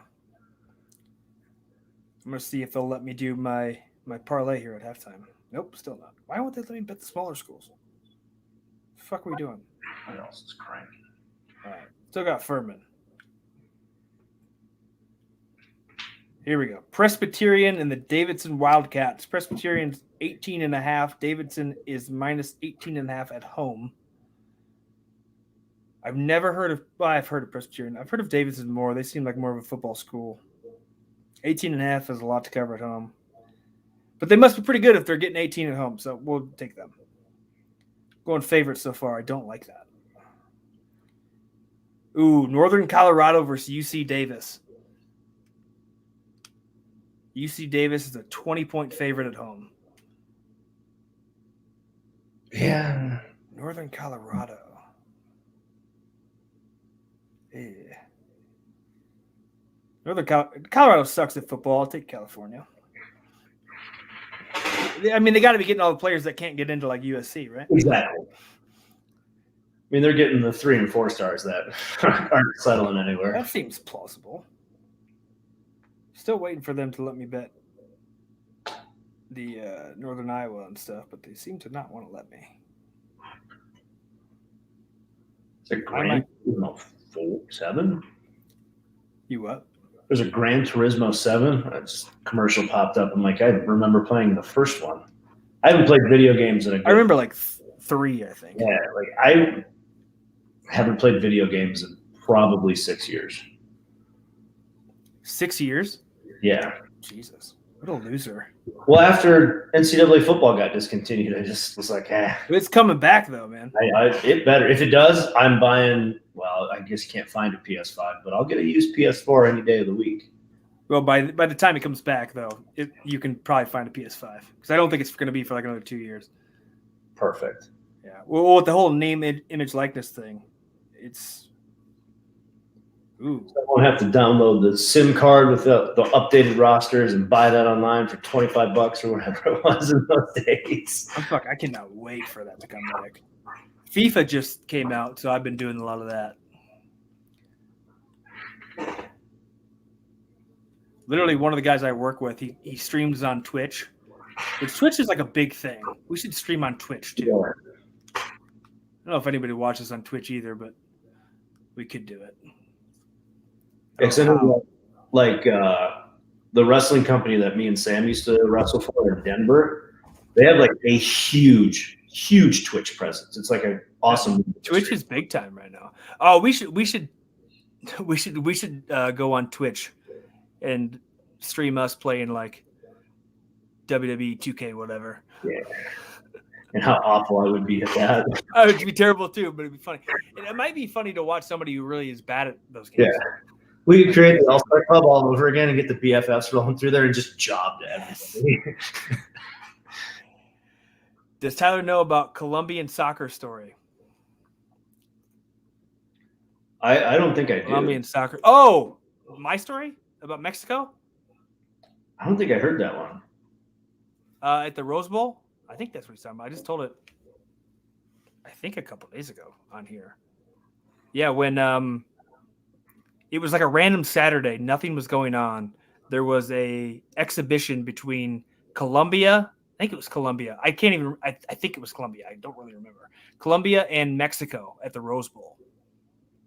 And I woke up and I told all my roommates, I'm like, dude, you guys want to go to this fucking soccer game?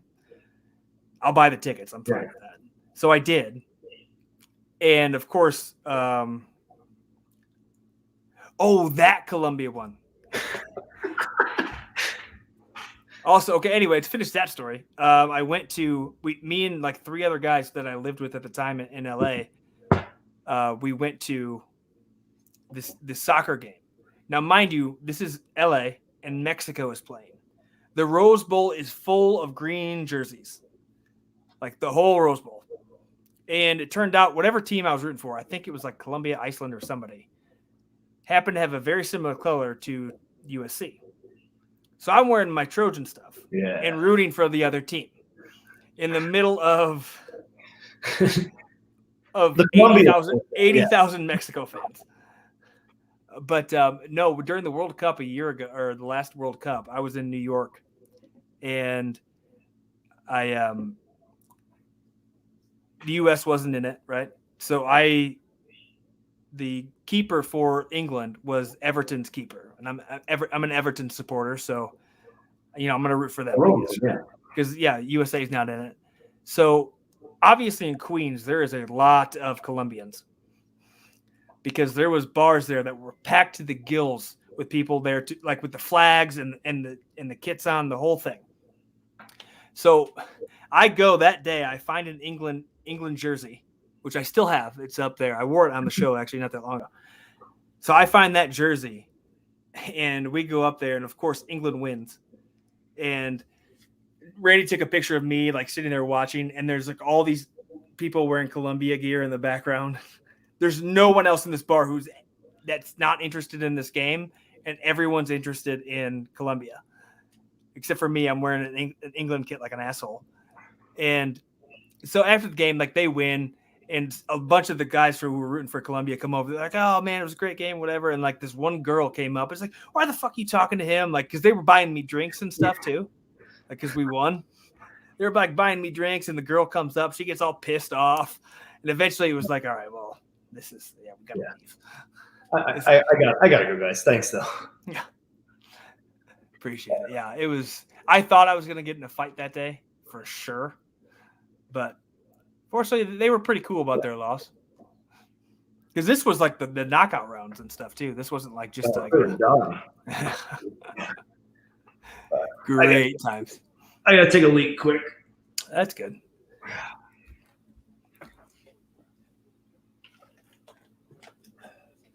Well, while he takes a leak, and what else we talking about? Let's recap what's going on everywhere else.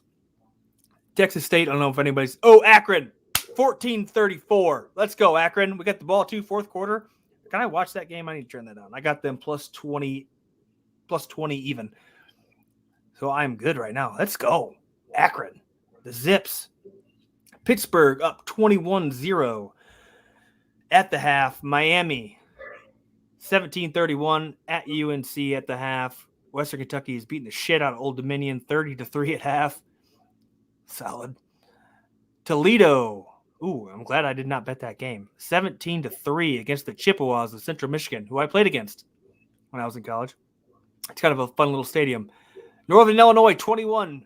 Bowling Green State, 13 at the half. I live bet them at -5.5, so that's working out great. Kent State, our boy Dolph Ziggler, his Kent State Golden something. I don't remember what their nickname is. 17-23 against Western Michigan at the half. They were plus 6.5, I believe, as that game went off. Colorado in the Pac-12 suckfest of a game. Colorado, Arizona. Colorado -6. They are winning 6-0 at the half. Fresno's up 7-0 over Wyoming at half. They were -3 going into that one. Baylor 17-7 at the half. The Baylor Bears -5.5 going into that game. Vanderbilt and South Carolina still in the second quarter, 14-3 in favor of the Gamecocks. 19-point favorites going into that one. Texas Tech, what another great fucking game. Texas Tech up 17-0 over the Kansas Jayhawks. They were 18-point favorites in that game. They're up 17 right now with 54 seconds left in the half. Looks like that's all I see going on. Eastern Michigan down 31-38 to Ball State.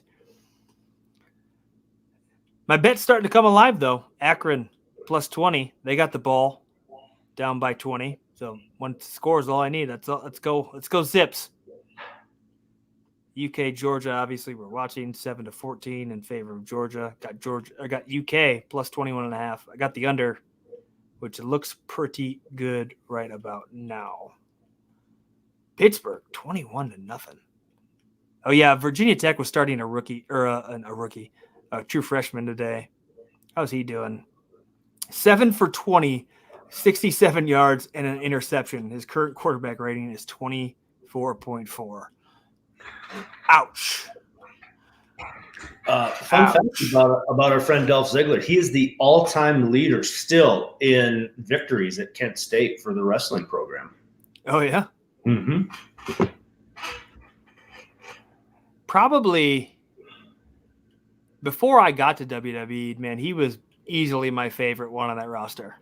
Like right before. No doubt. Dude. Like without question. He was so like he was I'm here to show the world. That song. That song we used to play. We had a WWE themed a playlist at USC that we'd play. Because Aaron Osmus, our strength coach at the time, who was Kiffin's strength coach at Tennessee, he brought him with him to USC. Big dude, national champion shot putter, big bald head. He's like 6'6", 6'7", and just a massive, massive human being. And he was big into the wrestling because he had 2 kids who were also into wrestling. Oh yeah. So like every time we'd get the guys in there, so we played that playlist quite a bit. It had the Cena song on it, the D-Gen X song, the Ziggler song, CM Punk song, all of them, all the ones you can think of. We used to play those during the workout sometimes. The DX theme will forever carry on in every wrestling playlist. Well, Randy and me do it. Randy, like I'll show up to do a show for the horse racing thing, and Randy will just be, "Oh, you ready?" And then it's like, oh, "Okay, I know where we're going now." Were you in NXT with his brother? Was he down there with you, or was he gone by then? Yeah, he was already there when I got there, and I don't know if he might have got released like 6 months before I did, maybe, or like not long before. I don't think. He's doing all right now too, dude. Briley Pierce. I remember too. I took the car when I was at WrestleMania Access. We were doing the thing. It was our first night in Louisiana, in New Orleans, and we're at Access, and I don't have a match. Like I already did my match, and of course they want you to sit you there for the rest of Access for no reason whatsoever. And I was like, I snuck out early because I was like, I'm heading to Bourbon Street. Fuck this. And it's our first night there too. And I had no business being at Access because I was the only one there who hadn't been on NXT TV yet. And here I am. I'm like, I'm sneaking the fuck out and going to fucking Bourbon Street because I need to experience this. So, who was I talking to? Canyon Siemens, like assistant, Kristen Altman. That was her name. So I talked to Kristen, like, hey, I need to go back. I made up some reason why I had to leave. And they're like, oh, well, we're getting Dolph a car, so you can go with him. So I'm like, oh, cool. Because, like, I've never talked to him before at this point in time. Yet I kind of marked out for him the years prior, leading up to actually being there. So it's like me and him, and we're talking, and I'm like, yeah, man, you going back? You gonna head out and see New Orleans? And he's like, no, I gotta really do that or whatever.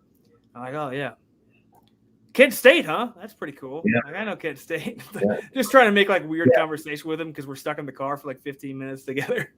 Me wanting to be like, dude, you're the man. Yeah. Well, I've always been like super marked for him, and it was always like this running joke, like for a long time. Dude, I had the Ziggler T-shirt. I did the whole fucking thing, yeah. But I went to one of his comedy shows and ended up just like BSing with him because obviously we know quite a few similar people. Well, yeah. You mentioned 2K earlier. You remember Navajo from Championship Wrestling from Hollywood, Navajo Warrior?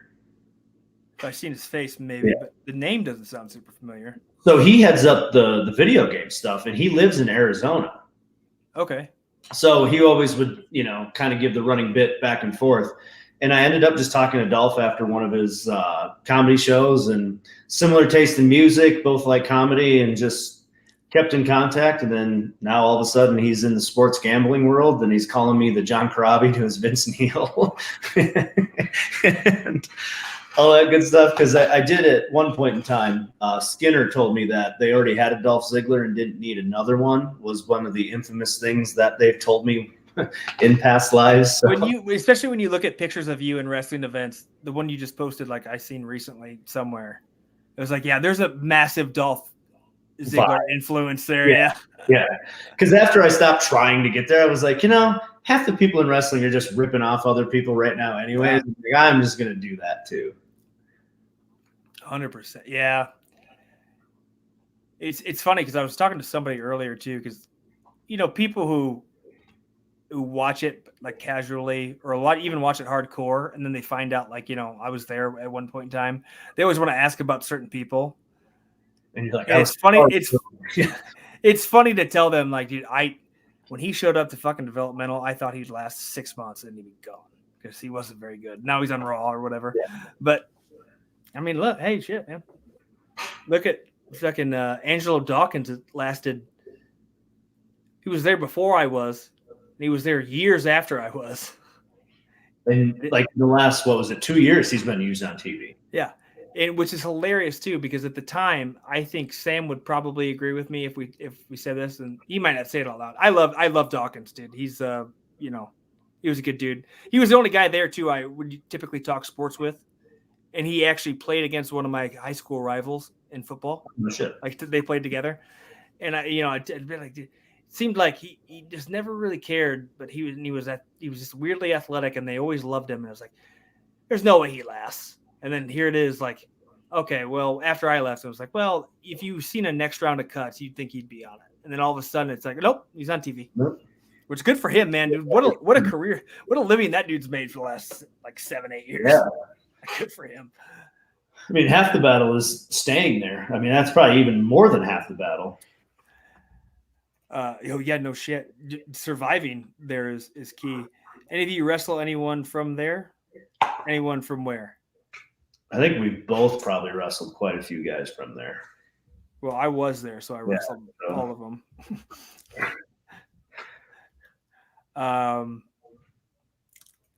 Yeah, and especially you've been around. You went to like you did a Ring of Honor shit in Boston too, right? Right after I left.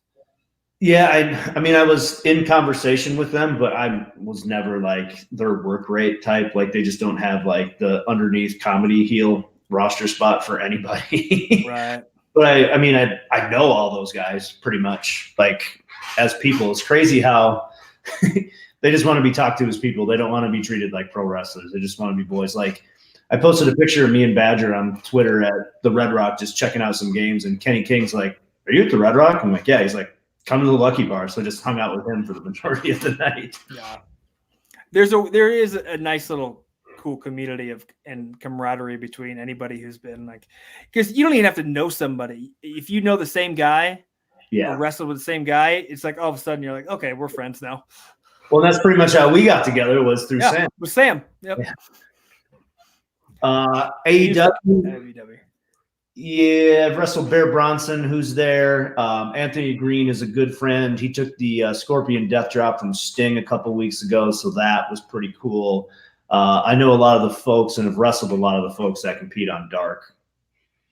I'd have to go through and actually look at the roster to even remember who's there right now. Oh, Aaron Solo. Aaron Solo used to make my gear. Puppy Fish, Brian Danielson. Okay. Oh, obviously Wheeler and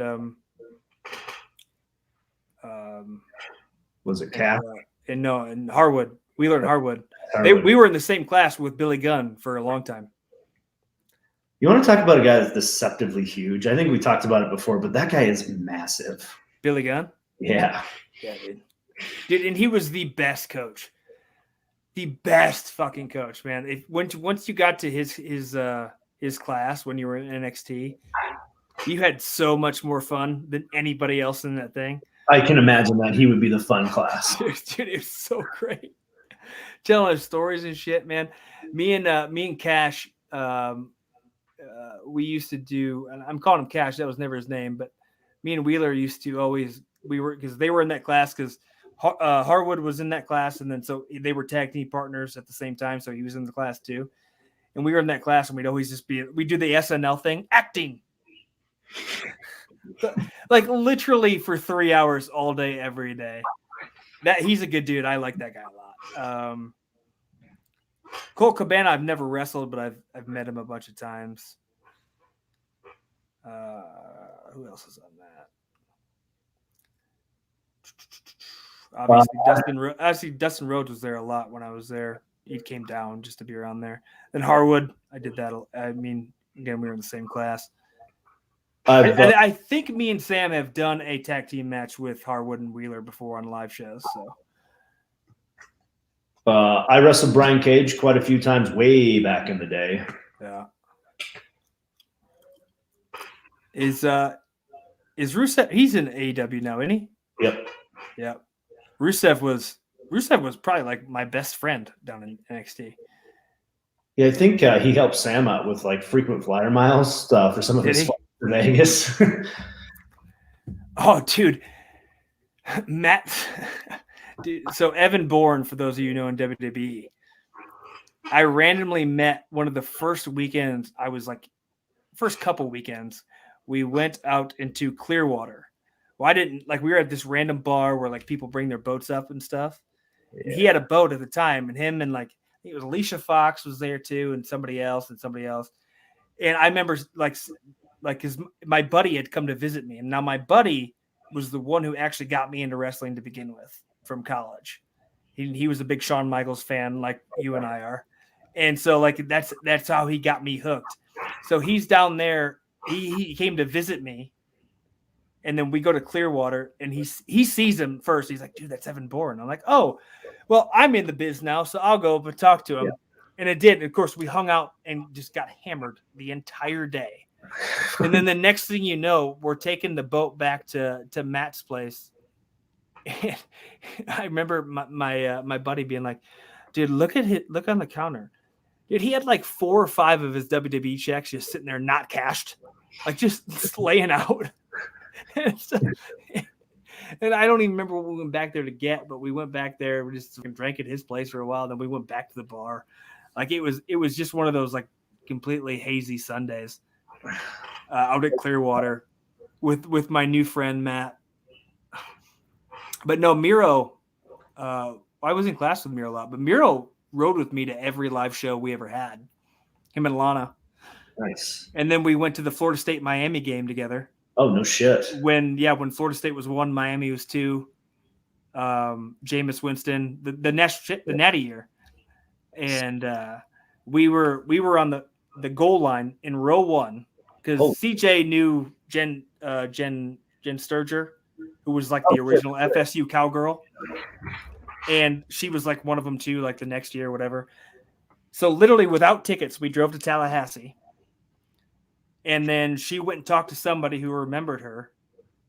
And we were, next thing you know, we're front row at the goal line. And like, okay, cool. Meanwhile, Billy Gunn's there with his kid. And they're like fucking 50 rows deep in the corner and stuff. And we're right there front row and stuff. I'm sure he was pleased about that. Yeah. Pleased. Speaking of current day and age in wrestling, current NXT North American champion Carmelo Hayes, never got a chance to wrestle him, but I did train with him quite a bit when I was out in Boston and shared quite a bit of time in a locker room with him. Fantastic human being, fantastic athlete, so happy to see all that success for him too. Oh, shit. Peter Avalon's there. Yep. I think I've wrestled him before. Oh, Scorpio Sky too? Shit. Yeah. Man, I wish they would do more with him. That guy is unreal good. Oh, Sean Spears, man. I've wrestled him a bunch. Yeah, I haven't looked at that roster in a long time, but yeah. Yeah, I've wrestled a lot of those guys.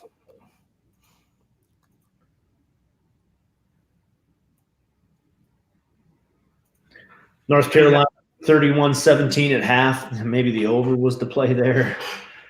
Yeah. Well, I mean 25. We're done. Audio is there. We're done.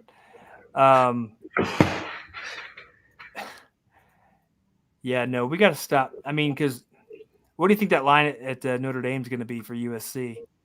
Well, because it's in South Bend, right? Yeah, I think so. I'm guessing it's going to be 14.5. Yeah. That'll be tough.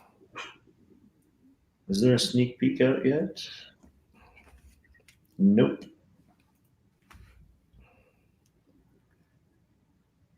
Dude, imagine being at that Colorado-Arizona game and how miserable of an existence that probably is right now.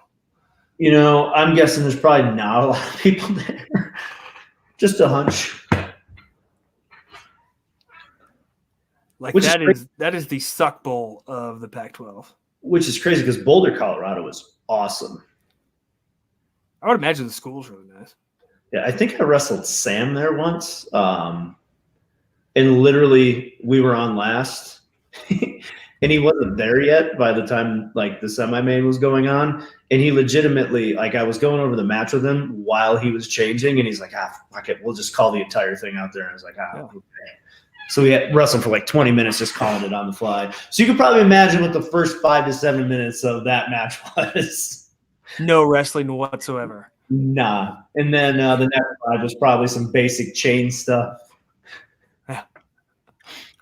Oh, dude, that was my whole career in wrestling. Was you got 20 minutes, 15 minutes of it's going to be bullshit. Yep. Then some sort of shitty cutoff, a quick heat, and then they come back, shine up, and go over. All right, you got 10 minutes. All right, so I'm gonna cut a promo for 7, and then we'll lock up, and I'll cut you off quick, and then we'll go home. Bam, done, easy. Hey, Did you watch the show Heels? I've watched the first few episodes. I think it's a pretty good show. Yeah, and it's pretty accurate. So those of you that haven't been in a wrestling locker room or in backstage wrestling politics, the accuracy of that show is about as spot on as it can get. You haven't got to the guy who has like $1 billion and runs his own wrestling show. It seems a little out there. But as far a lot of it, yeah, man. It's not far off. I saw the guy that's pretty much portraying Michael P.S. Hayes, though, and that guy is my favorite on the show. My absolute favorite. Yep. Dude, James Harrison getting his acting debut in there. Yeah, when I saw that, I popped for that. Ooh, what is this little reverse? Oh, shit. Wow. Will Levis, that's his first TD pass on the road in his career. Wait, what? Yeah, that's a pretty wild stat. Especially for playing for 3 years. Well, I mean, how many did he realistically throw at Penn State? True. I don't know. He didn't get much playing time at all, I don't think. Yeah.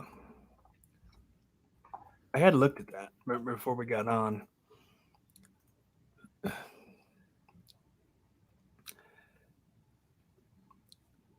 Yep. In 2019, he had 2 touchdowns and 2 picks on 47 attempts. 2020, he had 1 touchdown, 0 picks, and 421 yards on 55 attempts. So that's not bad. And then this year, he's got 11 touchdowns, and those all came at home, huh? Yeah. Oh, yeah. Wow. In away games, he is – oh, that can't be right.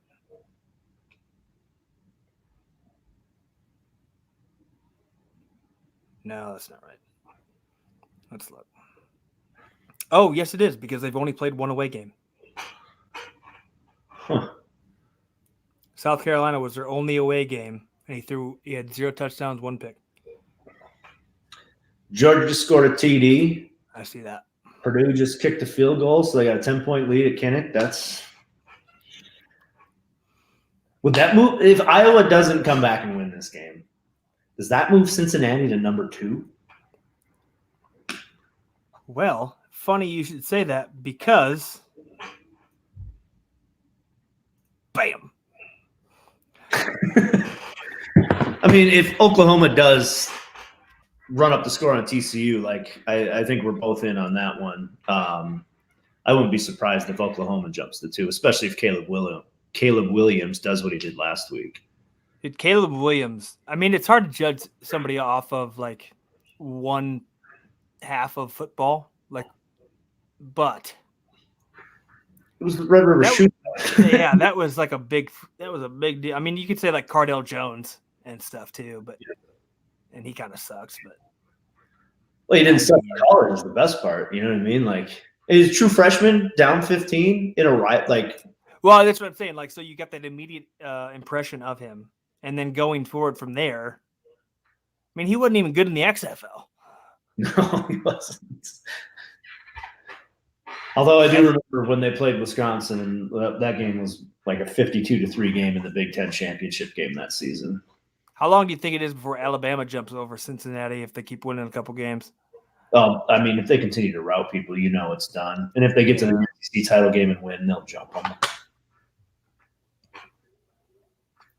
But it's going to shake out because you look at 6 through 8, they all play each other yet. I mean, even Michigan State plays all those teams too. Mm-hmm. Oregon might actually be sitting the prettiest. Yeah, they're ducking USC, which is kind of a bitch move. But honestly, the Stanford game, if that doesn't happen, I mean, they're 3 looking at 2 right now. Because- That's why when it happened, the first thing I tweeted out was, "Fuck you, Stanford, for ruining the Pac-12's only chance of the fucking playoff." Well, and who do they? Can you pull up their schedule? Who they got left? I don't have it on retainer, but I can I look. can. Wait, hold on. I'll do it because it's funner to see it. Because even, I mean, Arizona State keeps rolling, and they're a one-loss team too. If you get a top 10 matchup of 2 one-loss teams in the Pac-12 championship game, Yeah, Arizona State looks pretty good right now. you gotta love Herb Edwards too. You got to. I did, especially. I mean, he's been doing pretty okay. Here it is.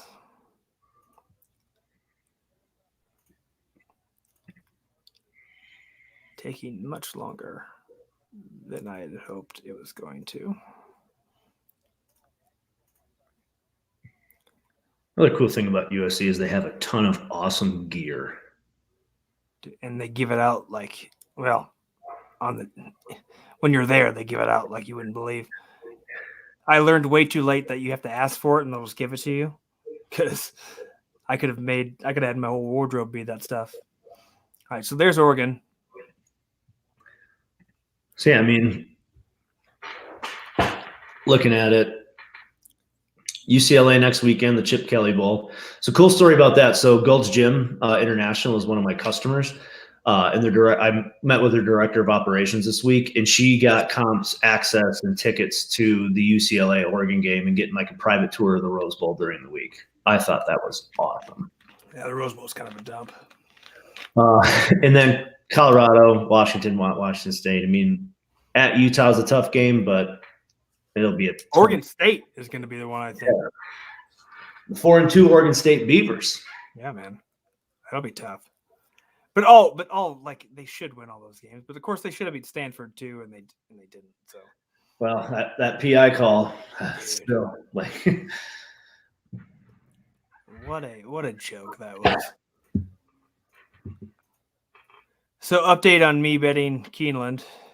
I'm going to stop for the day. Well, it's pretty much over now, but I did not do well. So there's that.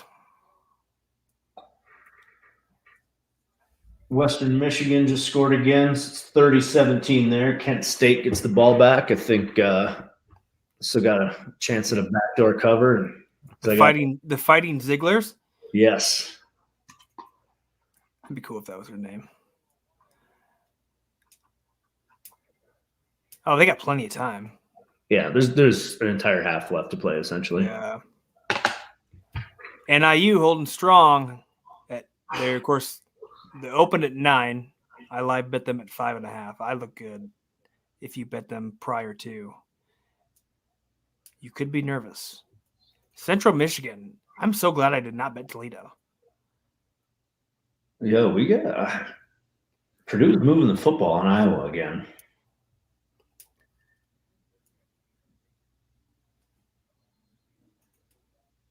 I told you about when I was at Central Michigan, right? Or no? When I played against them with Antonio Brown there? No. Oh, okay. So my sophomore year, I think it was my sophomore year. Sophomore year, we played Central Michigan up there. And we took the bus for 9 hours. Oh. We left the day before. We stopped it in South Bend. We went to the College Football Hall of Fame. Nice. And we drove the rest of the way. And so Central Michigan was like my first actual, I got a lot of playing time game. And of course, I didn't know who Antonio Brown was prior to that game. I knew he was just like a good football player. It wasn't until like a year ago, I was like, oh, wow, Antonio Brown was on that team. And I just knew they had like an All-American wide receiver. But Dan LeFavor was their quarterback who was he took all the hype. Yep. So we go up there. That was my first college reception. I got it was like a play action the other way, and I snuck out late playing tight end.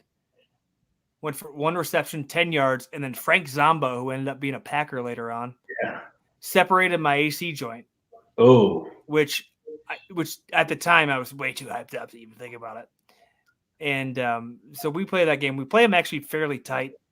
It was they pulled away in the fourth quarter, but their fans are the most uncreative people of all time. just telling you suck. Well, like you warm up in front of the student section because they got the little horseshoe. You warm up in front of the student section, and they're like yelling stuff at us, and I'm just like this is the best you guys come up with. like I had a little bit of hair sticking out of the back of my helmet, not much, but it was longer than in college. They're like, "Oh, sunshine, 83 sunshine," and I was like, really, guys? This is what you got? Just tell me, just say "fuck you," and I'll appreciate it more. But so I separate my AC joint. Frank Zombo does that. Thank you, Frank. And I don't feel it at all until we get on the bus to go home. Now we are going 9 hours straight home. Oh, sitting there with that had to be brutal. And after the adrenaline of the game wears off and you're sitting on the bus, all of a sudden my shoulder just like, oh my God. So for 9 hours, Ugh. it was the most I couldn't sleep. I couldn't do anything. Like it was the worst feeling I've ever had ever. And I had to endure it for the entire fucking charter bus ride back to fucking Charleston. Worst experience I've ever had. Yeah. By a lot. And I'm assuming this wasn't like a full padded coach bus where everybody had plenty of room, or was it? No, I mean we had everyone had their own like 2-seater. Oh, okay. So a little bit of room. Yeah, we had that at least, but man, that was because I was so happy too, because I'm like, dude, I just caught my first pass in college for like 10 yards against like a D1 school. Right. And I played, I think we had like 60 some snaps. I played like 25 of them, something like that. And like I played pretty well, like as far as like, my assignments and things like that. I'm like, oh, okay, fuck yeah. I did pretty well. So I'm like kind of excited. Then we get in the bus ride home and it's like all of a sudden it's like, oh my God, this is not worth it. This is not worth it. And if you haven't separated your AC joint before, it is painful. And forever you have one little bump on your shoulder that sticks up that much higher than the rest of it. Yeah, it was bad. Then the next week we played Illinois. Did you play or did you sit out? I played. Okay. I'm not near the role I had in the first week, but I did play I had this little like homemade pad, like gel pad that went around this, and it still hurt like a mofo. Oh, I can only you just even bump it wrong or just like touch it, it hurts. Can't imagine crashing into somebody wearing shoulder pads experiencing that.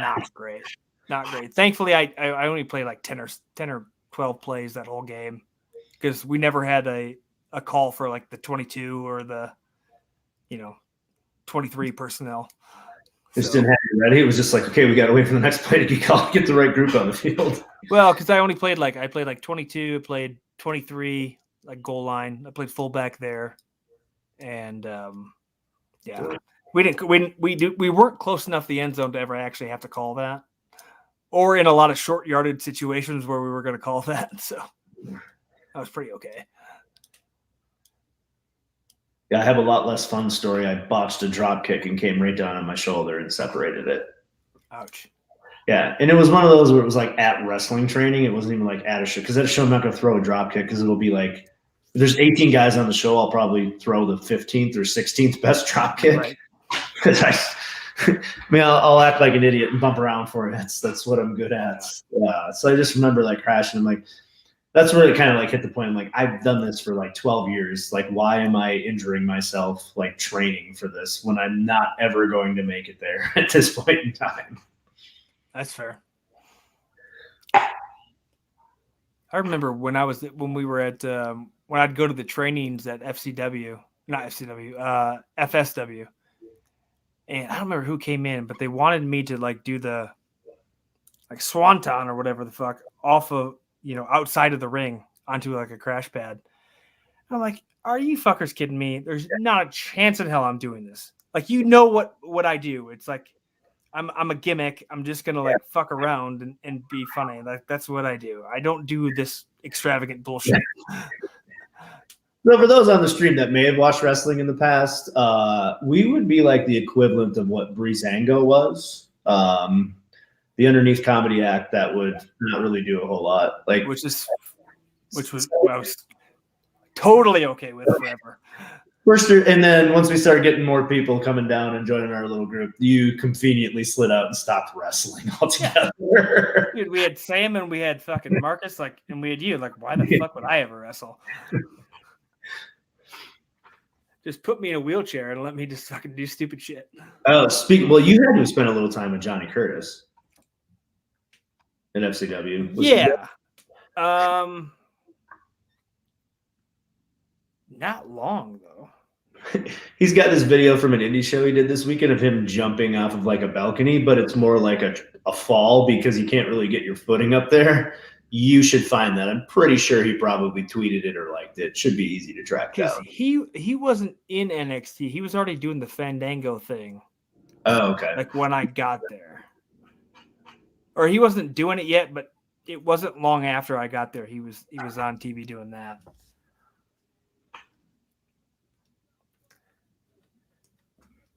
All right, so this is not looking good. Purdue touchdown. Woo, buddy.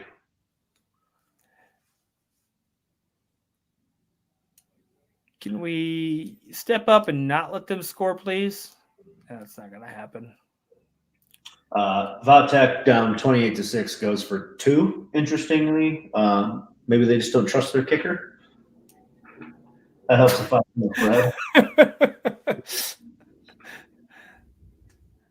Little late to be thinking about what we're going to do as far as going for 2. Yeah. Imagine. Maybe their kicker got hurt.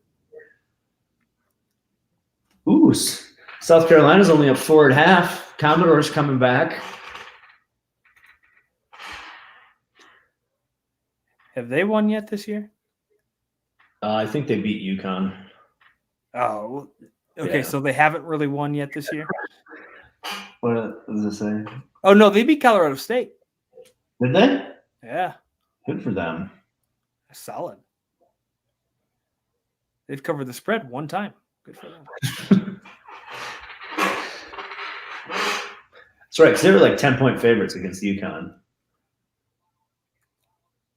15. Imagine betting fucking Vanderbilt as 15-point favorites against anybody. At home too. Like, really? Georgia tacks on a field goal, makes it 24-7, which has got to make a 21.5-point spread better. Little nervous if Kentucky can't get something cranking on offense. But you just look at like this Georgia team compared to everything that we've seen so far this season. Like they have just dominated everybody. I mean, Kentucky's still got we still got a lot of game left here, but I mean, other than that opening game against Clemson, it's just felt like they've been in control the entire game. And even against Clemson, that defense felt like they were controlling the entire game. Yeah, I mean, they might have just broke the spirits of Clemson. Yeah. Because they have, I mean, Clemson has been so fucking bad. Well, I saw Dabo Sweeney's on TikTok now. Have you seen that video? Oh, yeah, he's making TikToks now, yeah. He's a big TikToker. Not sure I'd be doing that if I'm heading up a struggling program that was ranked 2 or 3 in the country to start. I haven't seen it, but I've heard things. I saw one where it's like Coach Dabo's got that swag and showed off like the Clemson gloves and did that number, and I was like, oh boy. Dennis looking for an update on the score. If you haven't looked it up already, we're at 24-7. Georgia just kicked the field goal. Got 7:21 left in the third. Wait, what? Iowa's got the ball back, and it's 17-7. So maybe Purdue did not score. Maybe I was mistaken. Oh, I've got Purdue with the ball. Why is this game cast?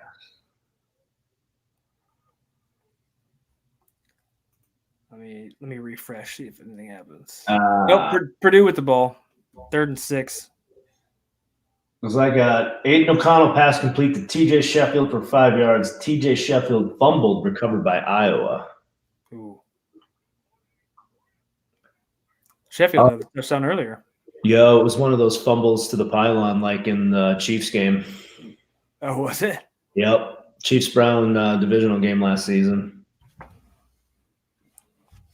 Huh. That sucks. That's such a stupid rule, too. It's part of the end zone, man.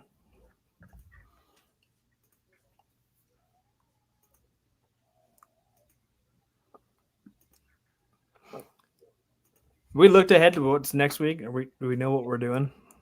Yeah, I mean, the best game to watch would probably be USC Notre Dame. Let's see. I mean, you don't want to watch Oklahoma, Kansas? No. We would watch Caleb Williams just torch those guys. That'd be almost kind of fun too. Well, I mean, the Chip Kelly Bowl is same time slot. I mean, if UCLA wins tonight, I'm assuming they'll be ranked again. But USC Notre Dame's at 6:30. Then we got LSU Ole Miss in that same time slot in the afternoon games. Yeah, that is late. That's probably, I would imagine, going to be the go-to. Especially with two guys sitting here wearing Ole Miss stuff. Yeah. Oklahoma State, Iowa State, Illinois, Penn State, Navy, Cincinnati, Pine Bluff, and Arkansas. Yeah. Big rivalry there. Well, Arkansas is probably going to be unranked after today, I would imagine. And if they are, they'd be at 24 or 25.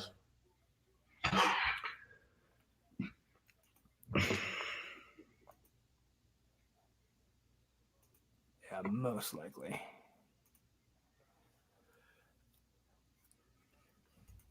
Yeah. Yes, he did, but I was already out of it, so I don't care, Dennis. So at this point, I've kind of tuned out for the racing the rest of the day because I've already lost. Who did win the last one to Keeneland? Did I at least call that right? I don't even care. It'd be super nice if we could get something going, guys. Yeah, I agree. Make this game a little bit interesting. Fuck. I mean, I'm getting 21 and a half, and I'm barely holding on.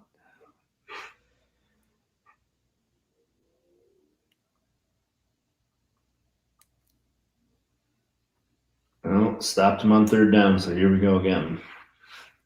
They stopped him on 3rd and fucking 4? Yep. Jesus. I'm just not sure if running directly at this defensive line is the right call. Oh, like they dropped back and then they got after him. Dude, 15 for 20 and 85 yards. Ouch. Ouch.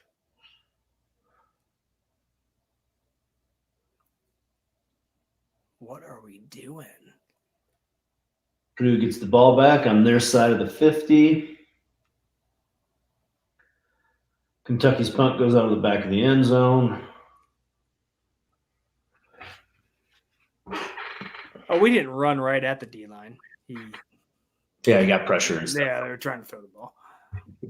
Which is better, because if you would have told me that they called like a draw or some shit, I would have been like, yeah, no.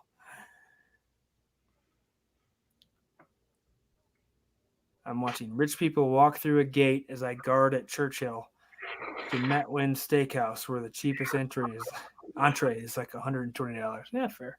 Just go make friends. Like, no, yeah, remember me from that one time? Yeah, that's me. Yeah, dude, Dennis, go make some contacts, man. Hey, you heading in there? Cool. Let's grab something to drink. And then when the bill comes, just kind of like slide it his way. Oh, man, I forgot my wallet in my car. Punter's name is Goodfellow. I like that.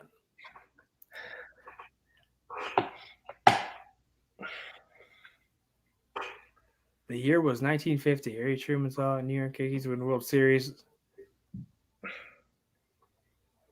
All the King's Men wins Academy Award for Best Picture. Where are they going with this? Last time Kentucky's football started 6-0. Okay, yeah, that makes sense.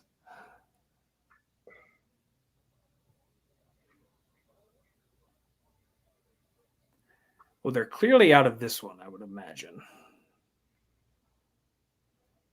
Oh, that's a sweet beard. Look at that fucking hair and that beard on that guy, that Kentucky fan.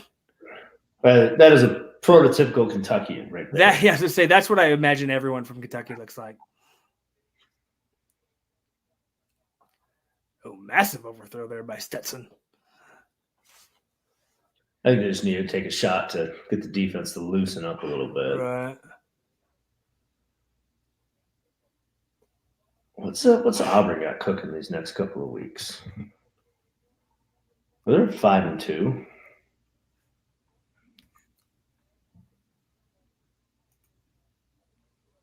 They'll be back in the top 25. Ooh, Auburn's got Ole Miss next on the 30th. That's the remote. 2 weeks from now. Ooh, at Jordan Hare too. Ooh, buddy. Ooh, buddy. Oh, we got Ole Miss Liberty on November 6th. Oh, what? Yeah. What? Yeah. That total's going to be at like 85 as well. Oh, my God. It might be 100. Yeah. And well, you got 2 top NFL quarterbacks going at it too. So that'll be a fun one to watch. Oh, I am so excited for that.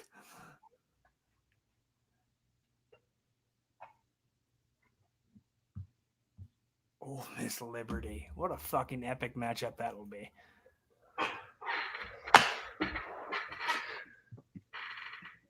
I'm so glad I found that out. I'm so hyped for that game. You have no idea. So am I.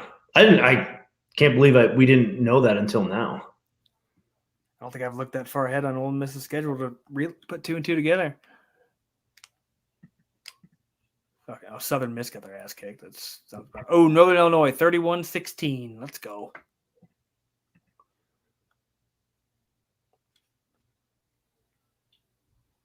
Ooh.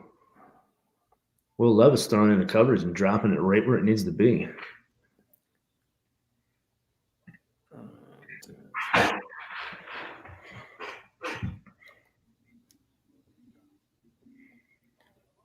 Once again, FanDuel taking away all my good FCW bets and locking them out. Why are they going to do that? Doesn't make any sense. Why would they do that? No, it's been like that for the last hour. They caught on to you last week and 10 out They're of like, yeah, we can't let this motherfucker get away with it. Way too close last week. Fuck you, Gardner Webb.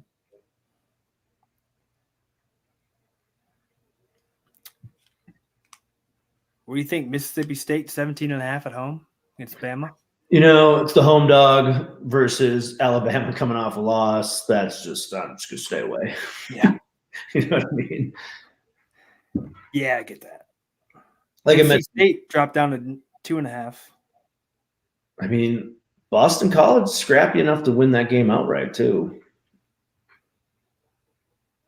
That's another one. Those like Boston College, NC State, and Ole Miss, Tennessee being on SEC and ACC networks. Like those are the games you want to watch. Yeah. Well, I'm telling you, man, I don't think Boston College is very good. And that I think the first time they play an actual true opponent that's not like Missouri or somebody shitty, I think it's a different story. Ole Miss or Tennessee? Everyone's on Tennessee. I'm going to take Ole Miss. I mean the ooh.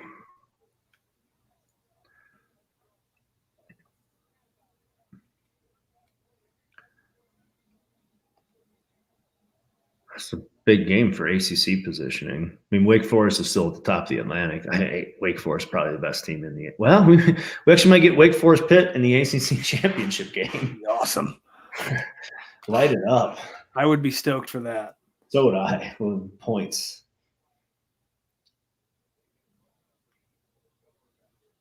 Although Wake Forest hurt the soul last week too, man. They had a 7-point lead, 27 seconds left in the game.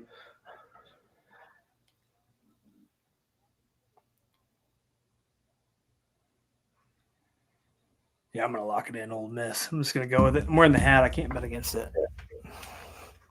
You said you got your advisor on Dick? Because I looked for advisor last week. and I On couldn't- Dick's Sporting Goods. Oh, shit. We got to get Yeah, Max. as soon as you told me that you couldn't find it, I went and looked for it. Yeah. And I seen Dick's got it, and I'm like, yep, that's going to happen. So 3rd and 8. Tight end screen to our guy, Rig. Rig. Gotta love Rig. Touchdown.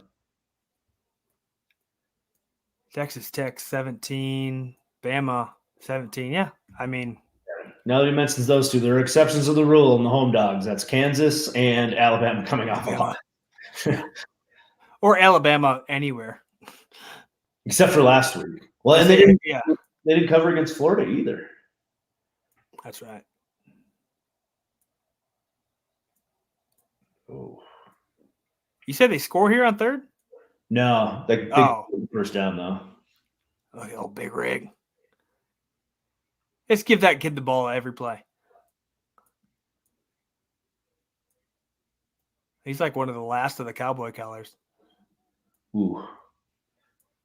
Drop touchdown pass in the back of the end zone there. Don't tell me it was Rig. No. Oh, he would never do that. It was Wandale Rupp, which is surprising. Rig's in the end zone. He's catching the ball. You know that. What do you think the average age is on the Iowa Hawkeyes coaching staff? Because they all look like they're in their 60s or 70s. Yeah, they say like 75.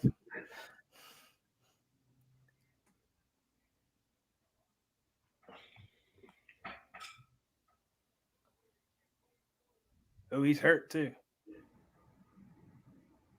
He's either hurt or he's pissed off he dropped it. It's one of those where you drop it and then you're like, I need an excuse right now. Let's go get a drink of water and I'm going back to the game.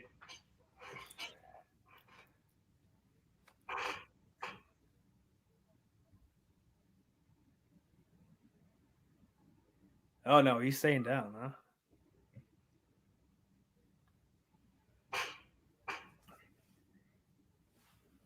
Man, Iowa just looks flat defensively too.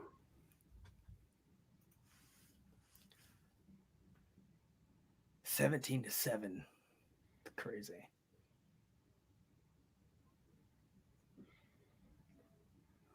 Pitt's beating the shoot. Did you hear the stat line of the VT quarterback, that true freshman? No. When I looked at it, oh, he's come a long way. When I looked, he was like 7 of 12, 7 of 15 or something like that for like 60 yards and an interception. He's come back now. He's 11 for 30, 134, a touchdown and a pick. Oh, that's Braxton Burmeister. He's been playing this season.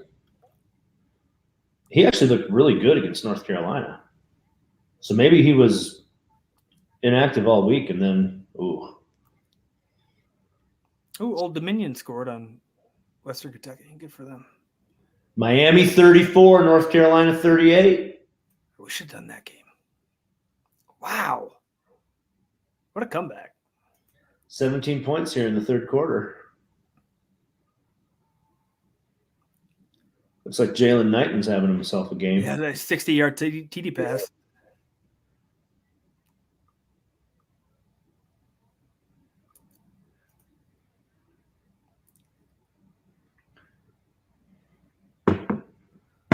Looks like turnovers killed him in the first half. That's why. Strange. But they got Jake Garcia, who was one of the top flight. He was a kid that was in Southern California that went to Georgia last fall, was ruled ineligible and transferred again. He was actually a USC commit that decommitted. He took over. Actually, Matt Corral was the starting quarterback at that high school, and then Jake Garcia started after that. So soft spot there, obviously. Colorado scored 21 points in the third quarter so far. They're up 27-0 now. They were up 6-0 at half. Hey, maybe the Boulder faithful's coming alive. If there is anybody at that game. Yeah, no one is. That's one of those where you set up at the local Taco Bell sponsorship. Like, yeah, get yourself a chalupa or a gordita crunch and get a free ticket to the game. They're going to say they're on COVID protocol. That's the reason why no one was there. Third and goal, nothing. Flag. What's flag?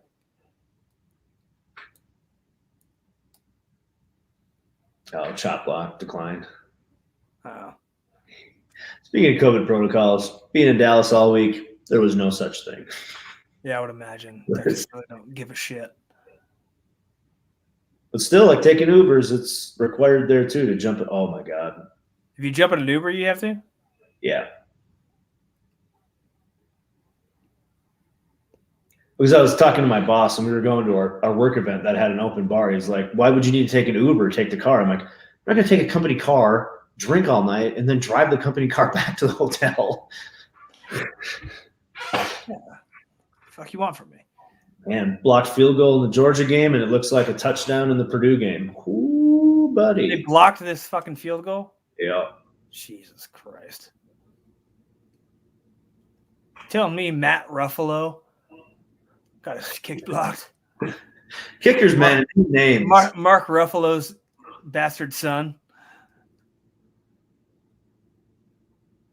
Oh, wow. The most shocking part about this Iowa game is that it's at home. Like, if this was in West Lafayette, I would maybe understand it. You get a little more. Oh, dude, Western Michigan has run away. You know, it's probably because I bet on it. It looks like the only game I'm going to win so far is the pick game. So hopefully Matt Corral in the parlay that I placed bails me out financially today.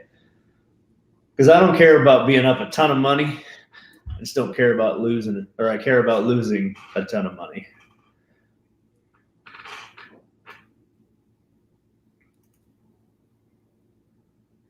Yeah, I'm torn between what I want to see happen here in this Kentucky game. I mean, I would take this the way it is right now because I cover and the under. Yes, that's what we both want because we got to get some sort of wins for this stream at some point in time. I think if anybody scores, I think I have a little bit more money on the Wildcats plus 21.5. So if I need points, if points are going to fuck me, I need it to be by Kentucky, which not looking super great right now.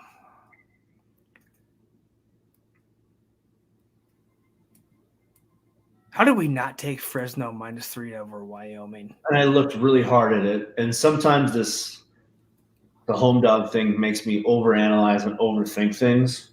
Well, it's one thing when it's like multiple points, but 3. Yeah. Yeah, we should have done better. That's bad on our part.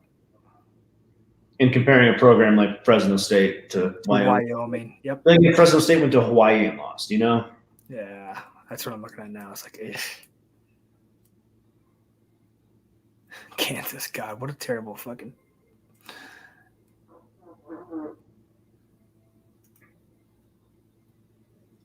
Who did Kansas even beat? Who's that team? South Dakota. All right. Solid win for Kansas there. I'm really intrigued by, home dog thinking. K-State tonight plus 6.5 against Iowa State, who really hasn't shown shit this season.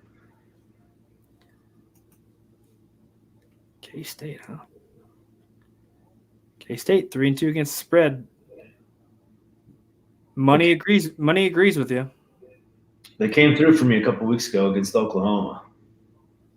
Yeah.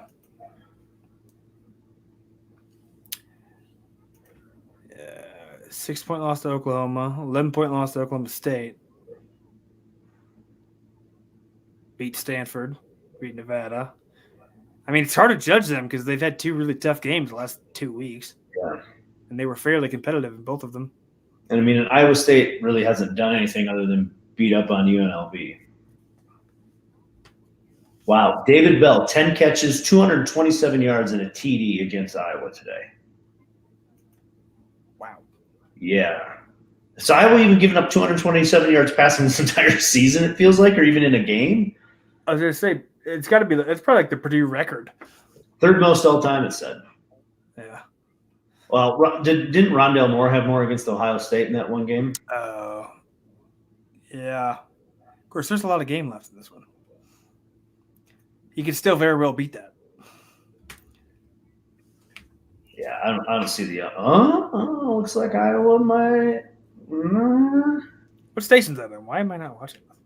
ABC, I think. Oh, it's on ABC, not Fox. Yep, it's on ABC. Huh. Iowa with the kick return back to their own 20.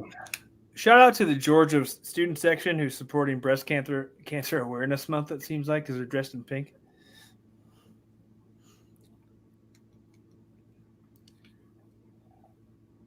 They need to stop. Kentucky needs to stop here. This is kind of a waste of time anymore because it's just getting bad. It was on Fox Sports. I mean, small thing. I mean, they've competed. I mean, they make that kick. It's a 2-score game, and they had them at one possession at half.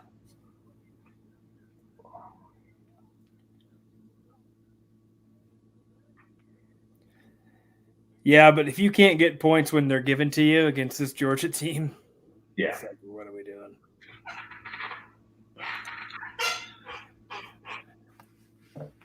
Come on, D. Again, I don't know if you got it. Third down. Well, you're ahead of me.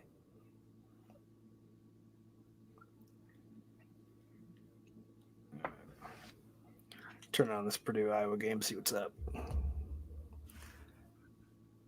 Yeah, I was kind of running out of time to come back. They got the ball at the 11 now, 3rd and 1, 3rd and 2. I can't even get that game to load right now. Pitch. Oh. Did they give him that 3rd and 1? Yep. Really? Mm-hmm. Oh, wow. I didn't think he got it either. Red Sox up 9-0 in the bottom of the 4th. Ooh, buddy. Huh. I did not see that.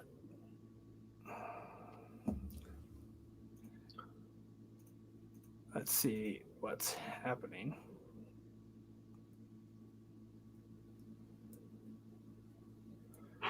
Ooh, Miami with the ball back. Start of the 4th quarter. Midfield. Iowa goes for it on 4th and 1, and it looks like they didn't get – oh, my God. So it looked like Purdue stopped him, and then the Purdue defender slapped the ball out of his hands or spun it or however it came shooting out of there, and a flag comes flying out. Let the kids play. I just pulled it up.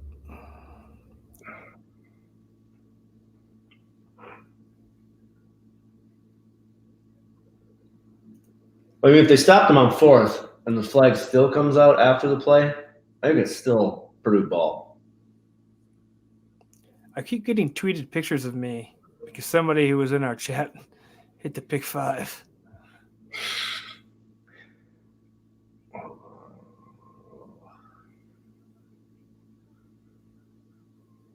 Which I didn't. What? Oh, people are weird.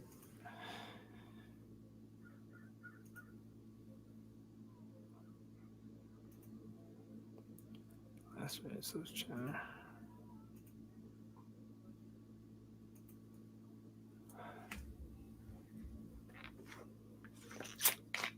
Where are you at in the Iowa Purdue game? 4th and 1, they stopped them. They're reviewing it and measuring, and then unsportsmanlike conduct play or flag after the play. I'm fairly confident he didn't get it though. And so he.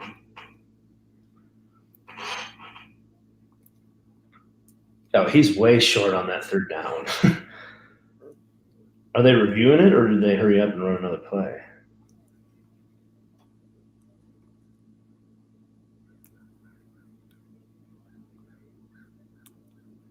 Talk about Georgia or Yeah, shit, that's called stands. Georgia still has the ball. He was definitely short. oh, they reviewed it? Yeah. Oh, I didn't see that. I was watching the Iowa game.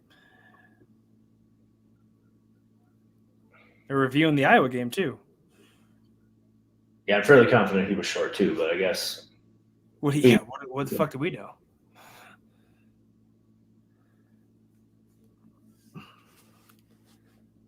What are we doing, guys?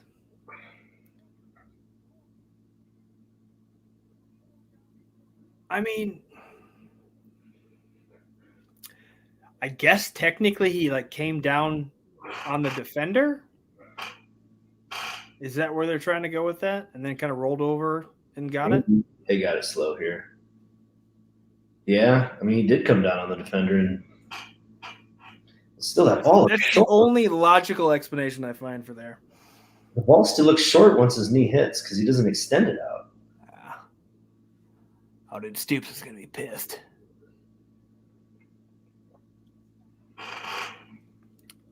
Yeah, he's going to let that ref know. Oh, and he did.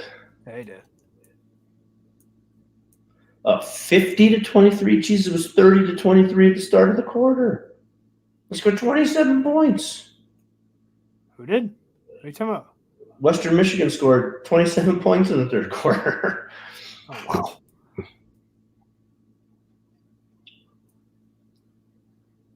Big second halves for Western Michigan and Colorado. UTSA already up 7-0. We like that. Mm-hmm.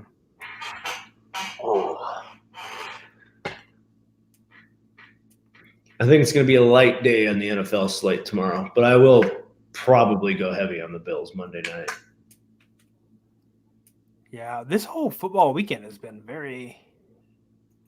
God, there's just not a ton to like.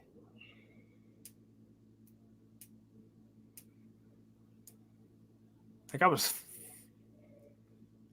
Even there is hips down, and that's down. Yeah. And the other ball is well short.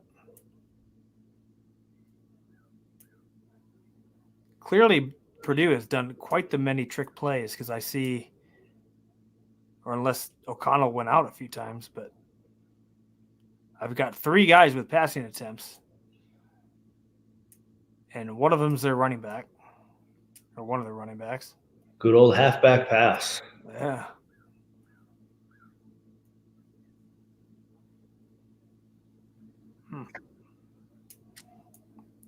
Sam Howell only has 154 yards passing against Miami.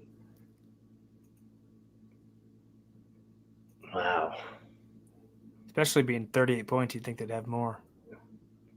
Well, and he was a Heisman favorite and projected number 1 overall pick. Vanderbilt up 17-14 in the third. No. Commodores? Yeah. No. Yeah. And I got the ball. I'll call it a comeback. Mike Wright, the Will Shepherd for 52 yards.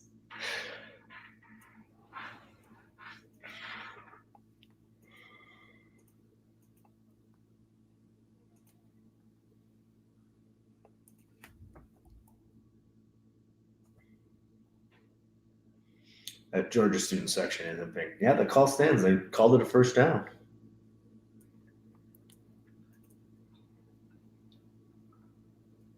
Wow.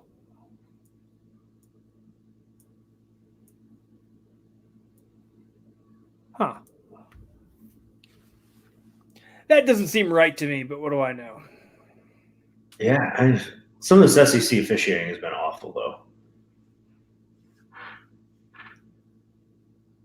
Purdue might have themselves a little bit of a defense. Granted, Iowa's offense isn't a barn burner, but if they weren't just beating the shit out of them all day, it'd be a different story. I will say this with this long challenge for Kentucky, at least it gave their defense a little fucking breather. Yeah. But Stetson Bennett, 13-19 for 230 yards. That's all Georgia really needs. Oh, boy.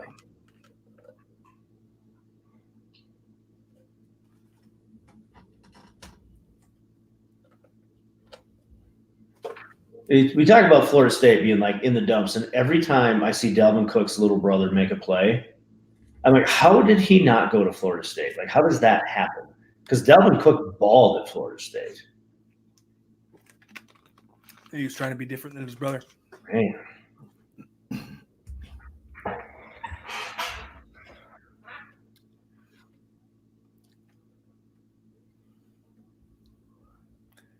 Brock Bowers. Iowa has 15 yards in the second half. Ooh. Epic. Oh, boy. All right, this is going to get out of hand here pretty soon, it looks like. Not feeling this.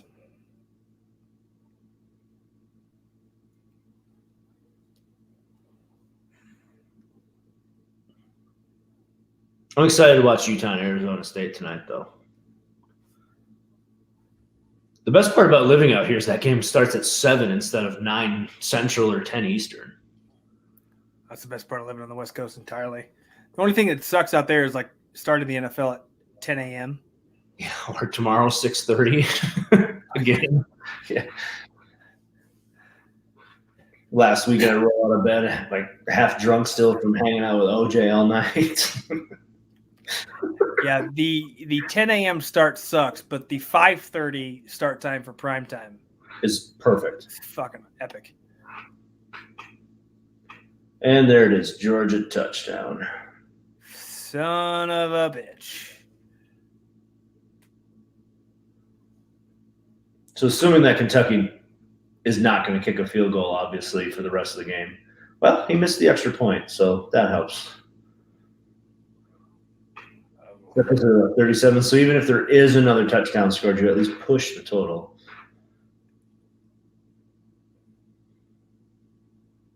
Yeah. It would be nice to get a Kentucky touchdown and end this game 30-14. Because I've got 21 points. Oh, so you're like, ooh. Total pushes and I cover. That would be ideal. Dude, that story that she told us yesterday about having Texas +3 and taking Oklahoma money line live to hedge it. If you could have pushed that and then won that Oklahoma bet, that would have been amazing.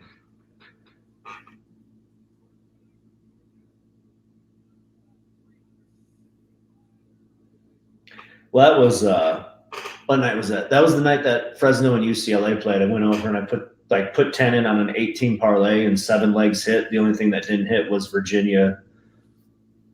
I took Virginia +11 against North Carolina on that card and just like took a bunch of overs, took BYU money line, just threw a bunch of random shit in there, and they all hit except for Virginia covering. Dennis says if I lose a total and a half point on the total because I missed a field goal. Yeah. It's possible. We have a term that we use for that. It's called fucking kickers. Yeah. Can't trust them. And Purdue converts a 3rd and 9. Man. Is Purdue going to make some noise and have a few more upsets this season? Who do they play? Speaking of which, I think I have.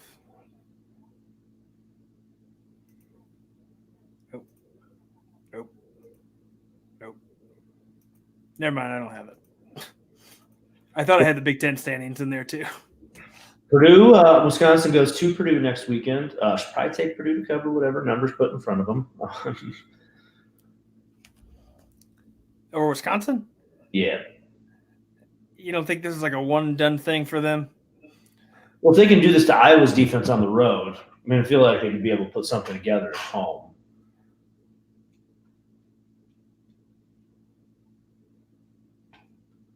That Wisconsin offense is just atrocious. It's fucking terrible. At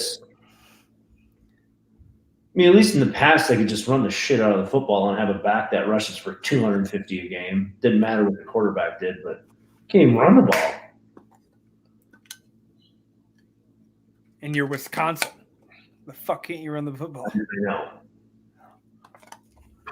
It's like the only thing you've been good at for fucking 50 years. Yeah, ever since Ron Dane started cooking, it's just been consistent back after back after back. I mean, even with no-name guys like John Clay and John Calhoun that came through, they still ran for like 1,800 yards in the seasons. John Calhoun. Or well, no, it was Brian Calhoun, wasn't it? Brian, yeah, I remember Calhoun. It was tiny number 2 back there. Yeah, I remember him. Right behind all those farm-fed big old boys from the Midwest pocket. That's why you run the football, because you got them big old boys up front who just know how to run block. Iowa's ran 11 plays with 6 minutes left in the fourth quarter. 11 second half plays with 6 minutes left in the fourth quarter. That's mind-blowing.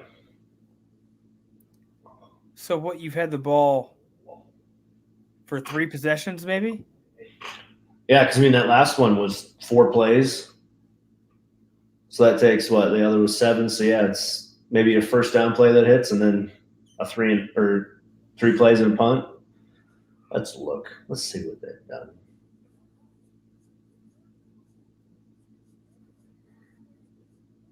Four plays, 9 yards, turned over on downs. 3 plays, minus 10 yards and a punt. 4 plays, 16 yards. Yeah. That's the 3rd-ranked team in the country. 2nd-ranked team in the country. Yeah. But you got to imagine Penn State has Clifford in for that entire game last week. Might be a little bit of a different outcome. Well, they've always kind of seen – how often do you see a team that's just got such an overwhelmingly great defense sit at the top of the polls for 12 weeks? Right. And then if you don't have an offensive – yeah, that's it catches up with you.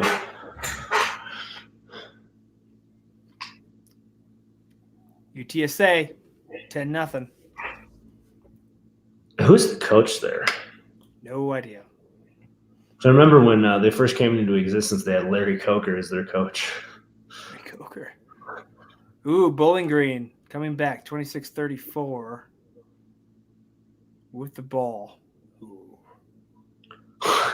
So I Google UTSA football coach, and it pulls up Jeff Traylor, and I keep scrolling down to see if there's like a Wikipedia link I can click on.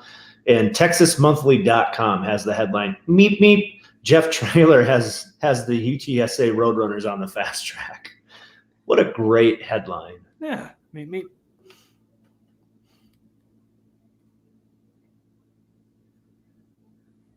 Oh, he's been there for a couple of years. Toledo coming back, 13-20. They got the ball. Okay, Rockets. Yeah, I'd say your pit bet's pretty safe. That's the only one. Because Western Michigan scored again. It's 57-23. Wow. And I look long and hard at these games that I look like so hard at and I stay away from for some odd reason that they just hit. Like Baylor looks like it's going to hit. They got a 14-point lead, half a quarter left.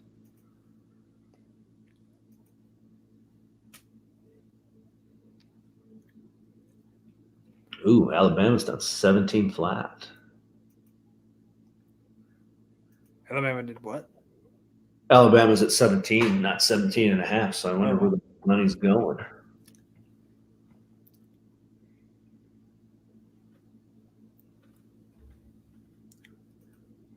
Everybody already jump off Alabama as being a team? I would not. Apparently, got to be a little bit of money on them. On Mississippi State. Oh, wow. 81% of the tickets on Alabama. 46% of the money. 19% of the tickets. 54% of the money on Mississippi State. Wow. Yeah. Even last week, like when they were struggling a little bit there in the first half, I was like, they'll come back and cover. Like, I don't have any concern there. Right. And, of course, Georgia doesn't cover first half and looking like they're probably going to cover for the game, so that's heartbreaking. And, of course, something that would happen to me. Oh, if I would have known this, I never would have done it. 71% of the money on Kentucky to cover 21.5. I didn't see that. Makes sense. The lessons we learn after the bets are placed. Yeah.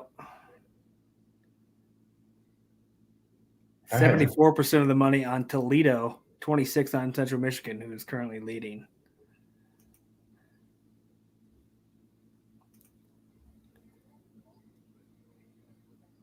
Toledo's driving, though. They can pull it out. This Georgia defense rarely makes mistakes. Like, it is crazy. Like, the only time passes are getting completed are against zone coverage. Like, it's – actually speaking of feeling good about bets, I feel really good about them winning the SEC National Championship currently. Yeah. I think that future is pretty pretty solid. You know, my John Gruden is coach of the year plus 1445. Not looking good. And the shitty part is when you place these futures on the apps, they sit there until the bet is either won or lost. So now every time I go to check what I have live and going, like I have to scroll through and I see that I took that. Still there. Took the Giants to win the East. Like I have to get reminded of these things every time I go check. The Brewers plus 1,000 to win the World Series. That one's still sitting in there too. It's like, oh, by the way, idiot, remember you did this? We're going to remind you of it. I was texting my buddy earlier. He was like, well, do you get your money back because he was fired? I was like, not out here. You know, you lose, you do not, like there's no refunds. Yeah, you can't cancel a bet. There is nothing. They go for it on fourth down here? Yep. Did they make it? Yep. Your boy Levis has got it.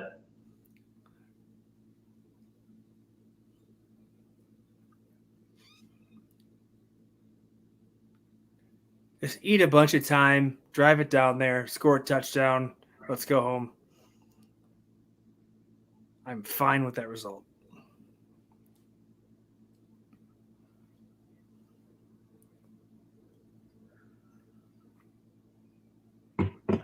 I like how we have some of these fun, exciting games that we want to watch tonight, and then there's Wisconsin and Army, which is just going to be ugly.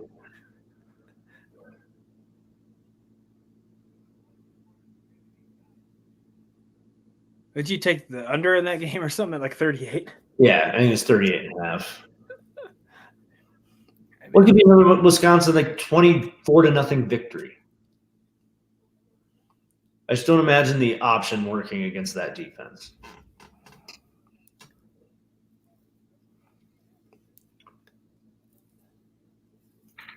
Dennis talking about tomorrow.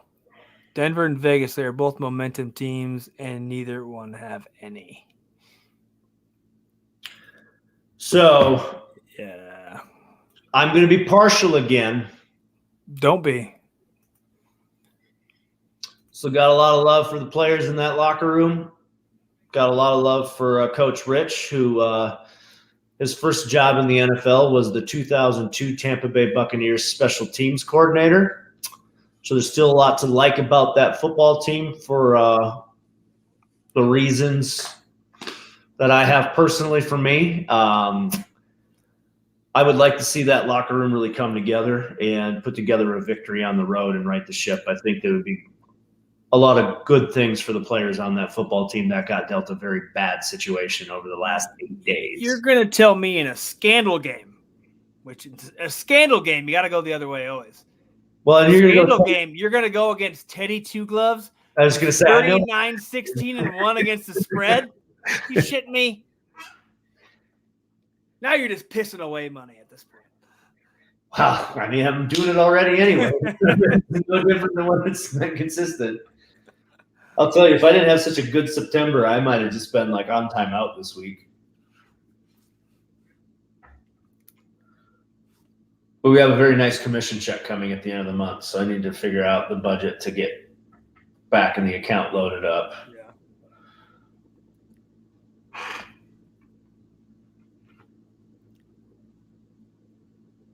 Oh boy.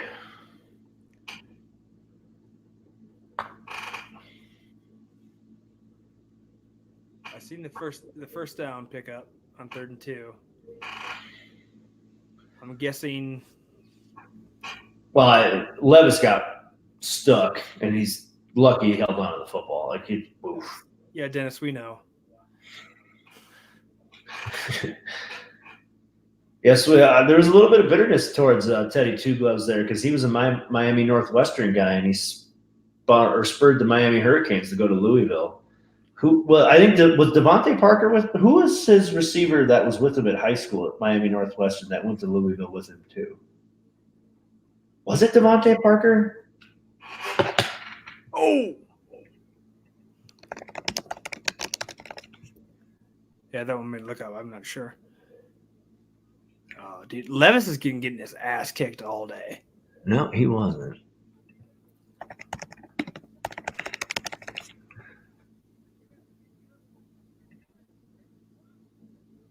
Oh, I feel bad for him so much. He's just getting rocked. Dude. The whole day, he's been taking some massive shots.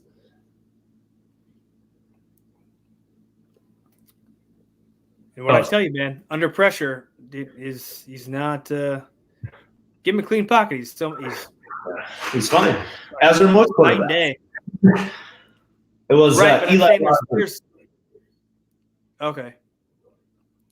He actually. I'm saying there's some who are like you see a lot of them. I'm trying to think who I just looked at. It was fairly decent under pressure because if you can get a quarterback under pressure whose QBR stays in like the 80s, like that's pretty solid. But when you drop to like the 30s and 40s, then that's when it's like okay. Yeah, you brought that up yesterday, and his rating was better under pressure than it was with a clean pocket. Not Will Levis. No, so it was somebody else. I think you brought it up yesterday. I just can't remember who it was. I don't remember either. Probably like Kyler Murray. Boy, speaking of, with Coach Cliff and a couple coaches out tomorrow, I wonder how much money's shifted towards the Browns. Where did that line move to after that announcement? Let's take a look.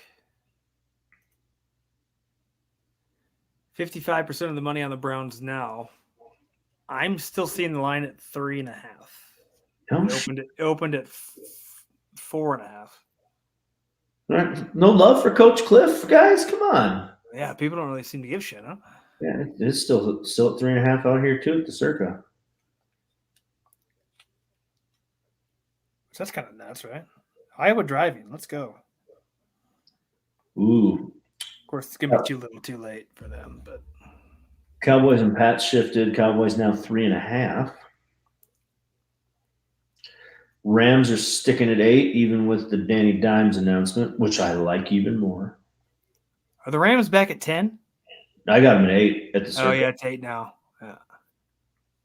Packers. Oh, Purdue picked it off. That's done.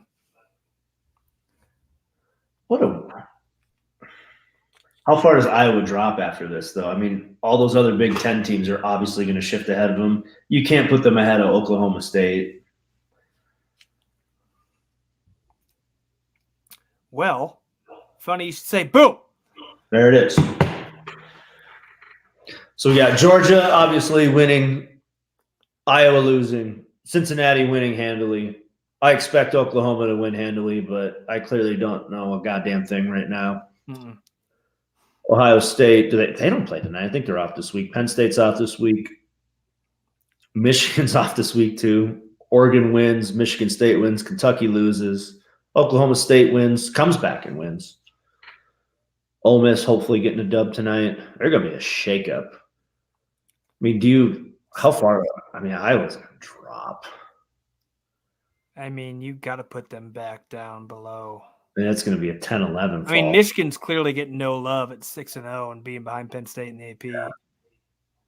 Michigan getting no love this season. Absolutely none. I think they're just waiting for the shooter. Michigan State, I would think can't move up a ton after kind of barely squeaking by. All depend. I mean, if Ole Miss beats the shit out of Tennessee, they got to be up there, right? I would hope so. I would assume so. But obviously going to keep them right behind Alabama. So Alabama again back in the top 4 if they hang on. Dennis, we have all been there, sitting in a good spot, and then all of a sudden a not so good spot. Yeah, that happens.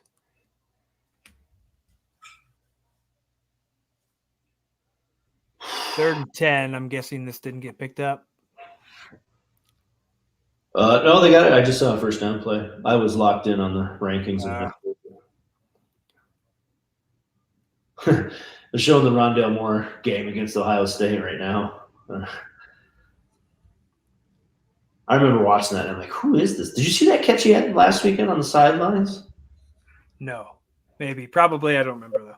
Just a beautiful toe touch catch. It was one of those where Kyler threw it out of bounds where only he could catch it. Do you want to know how bad I wanted the Packers to draft him or Elijah Moore this year?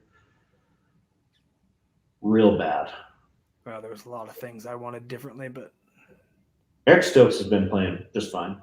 Well, we need him. Well, I'm not talking about the first round pick. First round pick, it's always kind of like outside of Jordan Love, which I mean, no one will ever figure out if that's good until 5 years from now. Right.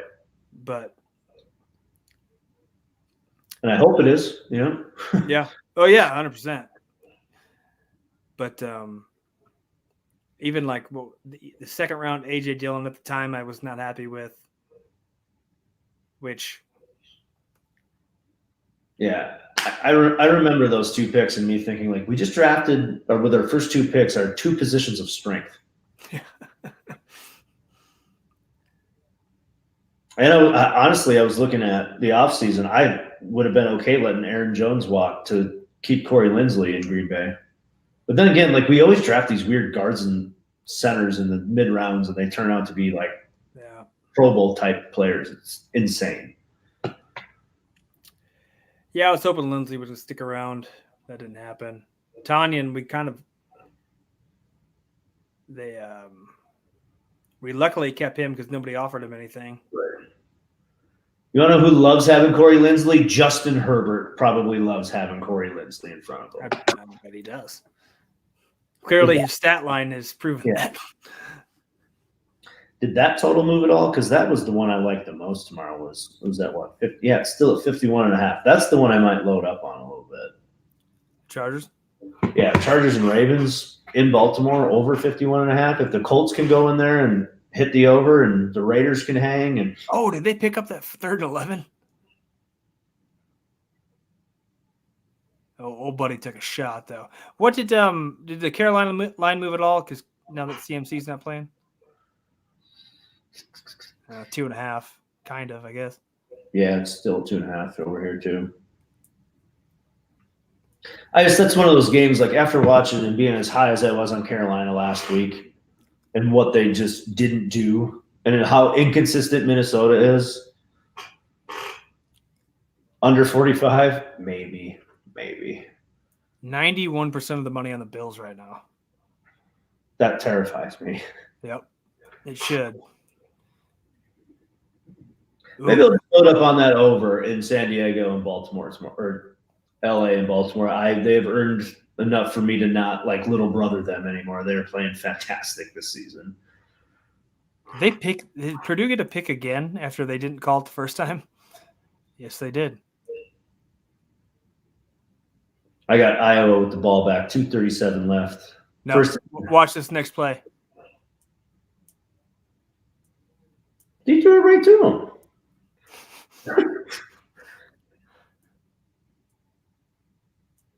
This is one of those where it's like, all right, just run the clock out and be done with it. Yeah. Wow. How about the Boilermakers, man? Who did they drop games to?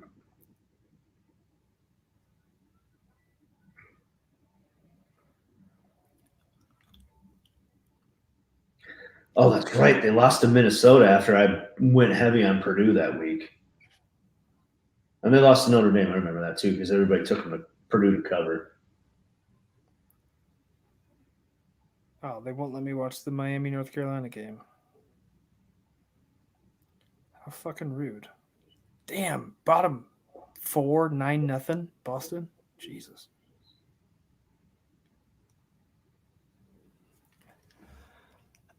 Washington football team getting no love.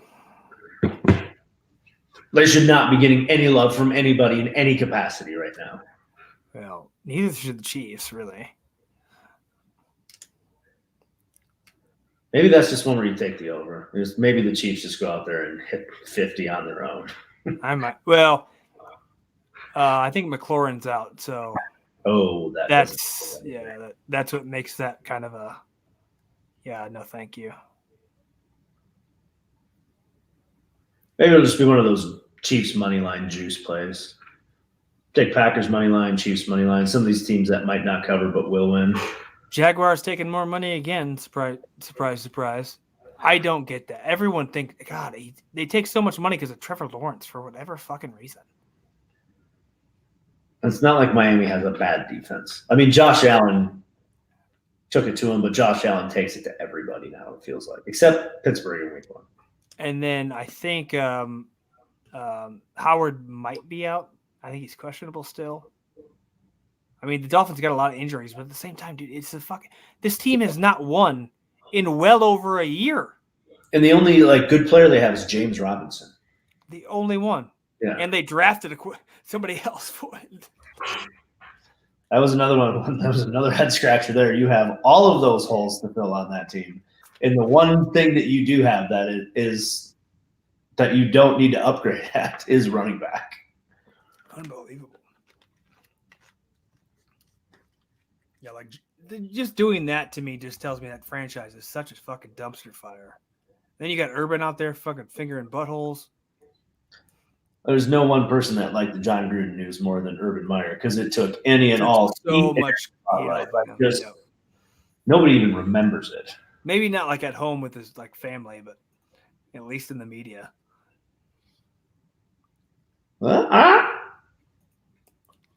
Georgia got the ball, or Kentucky got the ball. Looks like on the 1.5 with 43 seconds left. Oh, here we go, Cats. Oh, I just seen whoever number 17 is get smacked. Did he get it across?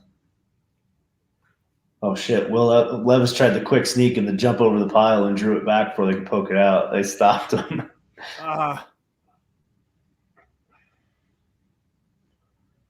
For real, Iowa, burning a timeout to stop the clock. What are we doing here? You're done. Just give up. Yeah, let's let this game be over with.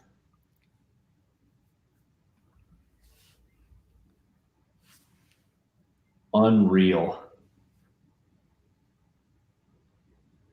Oh. Are you call timeout?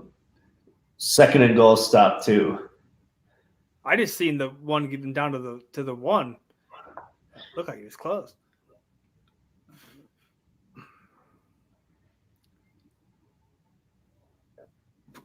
I want to see that replay on that sneak. Do they show it? No. Wow. I don't know. He extended his arms pretty far.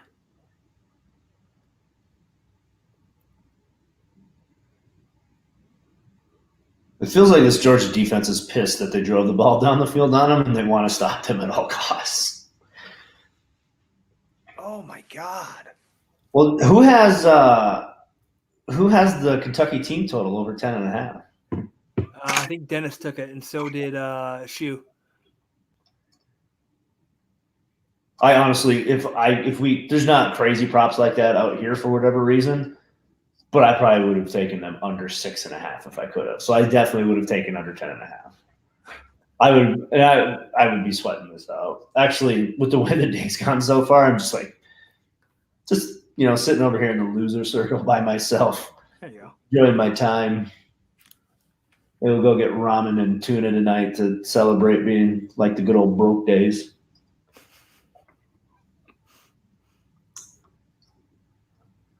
And of course, it goes to commercial.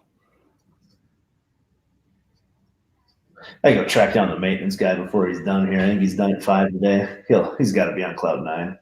Dennis says he's taking the Chargers, Ravens over, Packers -4.5, Vikings, Panthers under 46. Ooh, New England money line. Yeah. Seattle Pitt under first half 21. Yeah, I don't know. Pittsburgh might. Because that Seattle defense, woof. He's in. There we go. Touchdown, Cats.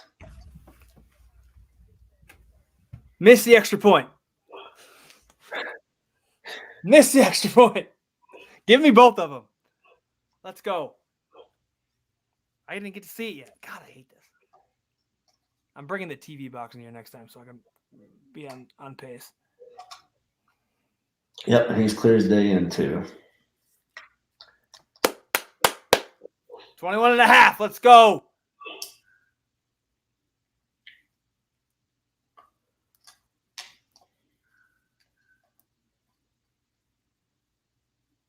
Extra point is blocked. Nuh-uh. And Georgia is returning it. Okay, he's out.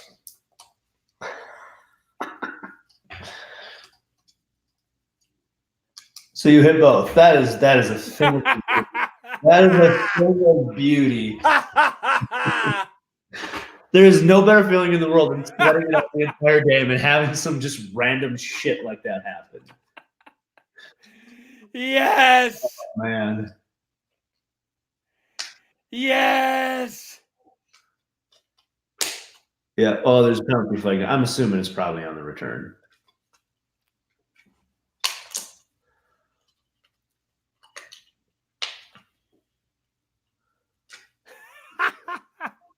That's stupid.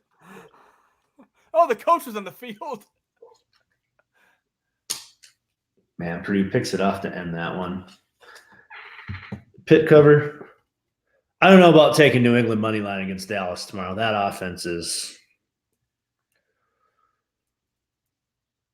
Miami scored again. Did they? Jalen Knight, another rushing touchdown. I think they've found their back. Now they need to find everything else. Oh, so yesterday. 34-45. Yeah, that's over. Oh, wait for it. Oh, wow. I just refreshed. And they got the ball. Of course, ESPN won't let me watch that game for whatever fucking reason. Oh, it's because it's on ACC Network. Yeah. 64-31. Western Michigan. Jesus. You know, maybe that K-State bet wasn't the best in hindsight. UTSA 24-0.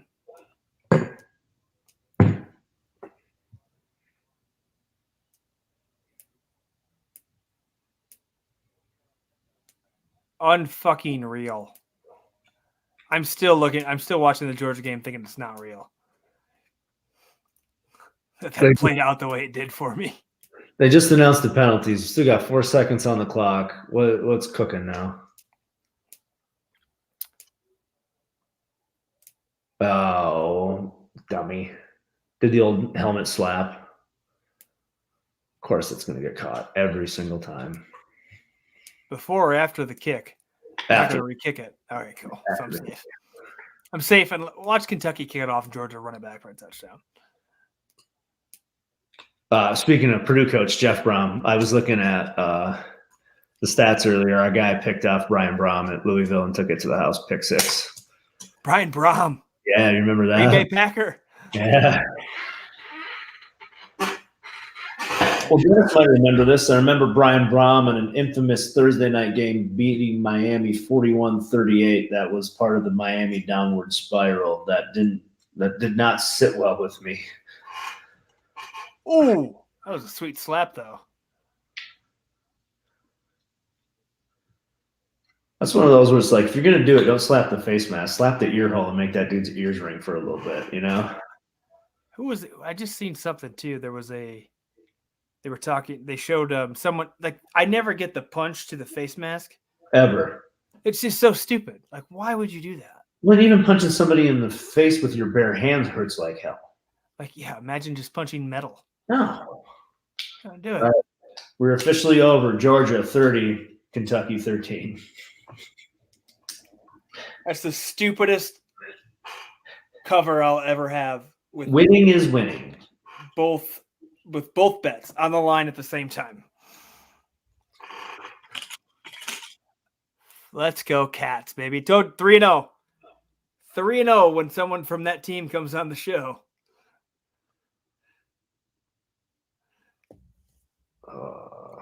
It's the biggest lock we have right now. It's like the only lock that we have. The first half not covering, that's the only lock that we have. That and road dogs that we don't play. Or Exactly. home dogs that we don't play. But we talk about every week and then don't take We it. talk about it every single time. Now next weekend, the only thing I will take is home dogs plus the points, and none of them will hit. Fuck it, look at you, Will Levis, you beautiful son of a bitch. I know you lost and you're pissed, but god damn it, I'm happy. That's fucking stupid. Dennis is not happy, I bet. Yeah, well, why do hockey players drop gloves and sticks when you can just swing the damn stick? Because hockey players are crazy and some of the baddest dudes on the earth. Yeah. Yeah. And hockey and fighting's legal in hockey. Yeah, it's openly invited to create more action and excitement. Exactly. Well, unfortunately, we did not get the type of games that we got last week, and this was much more incredibly not as fun because of said games. But hey, the excitement of winning a couple of bets live. Hey, finally. I mean, it was fun for me though. Yeah. That was down to the wire for me. Kind of a Kentucky fans probably weren't as happy. So I'm officially 1-4 on the day with Ouch. 4 more games to go, so we could still squeak out a winning day. And I've been pretty strong in the night slate, so we got a lot riding on Ole Miss and a lot of points tonight. I'm 3-3, I think, because I didn't get Rutgers, I didn't get Nebraska in the Minnesota under, but I went 2 for 2 there. I've got Northern covering. Well, should cover. That game's over, right?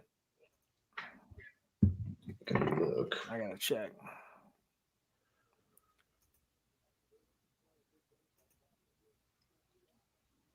Kansas scores a touchdown with 52 seconds left in the fourth. Yeah, 30. Okay, so if you took Northern -9, which I actually said to do, you didn't cover, but I did cover because I live bet it at 5.5. So sorry.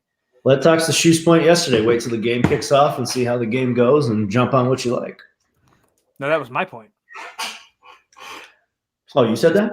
Well, I think we both kind of said it. I said wait till kickoff if you're looking for a point either way. That and then obviously UTSA looks pretty good right now, covering 17. So fairly even day so far. Not for me, not bad, not great, not bad. But yeah, we got more to come, so we'll see. It is a big night. I'm liking my Arizona State bet quite a bit. I went with Arizona State too. I think I put it out there. I'm gonna go NC State though -3. I'm gonna rock with that. I'm gonna fuck the home dog theory on that one because I just don't think Boston College is that good. That being said, I will lose.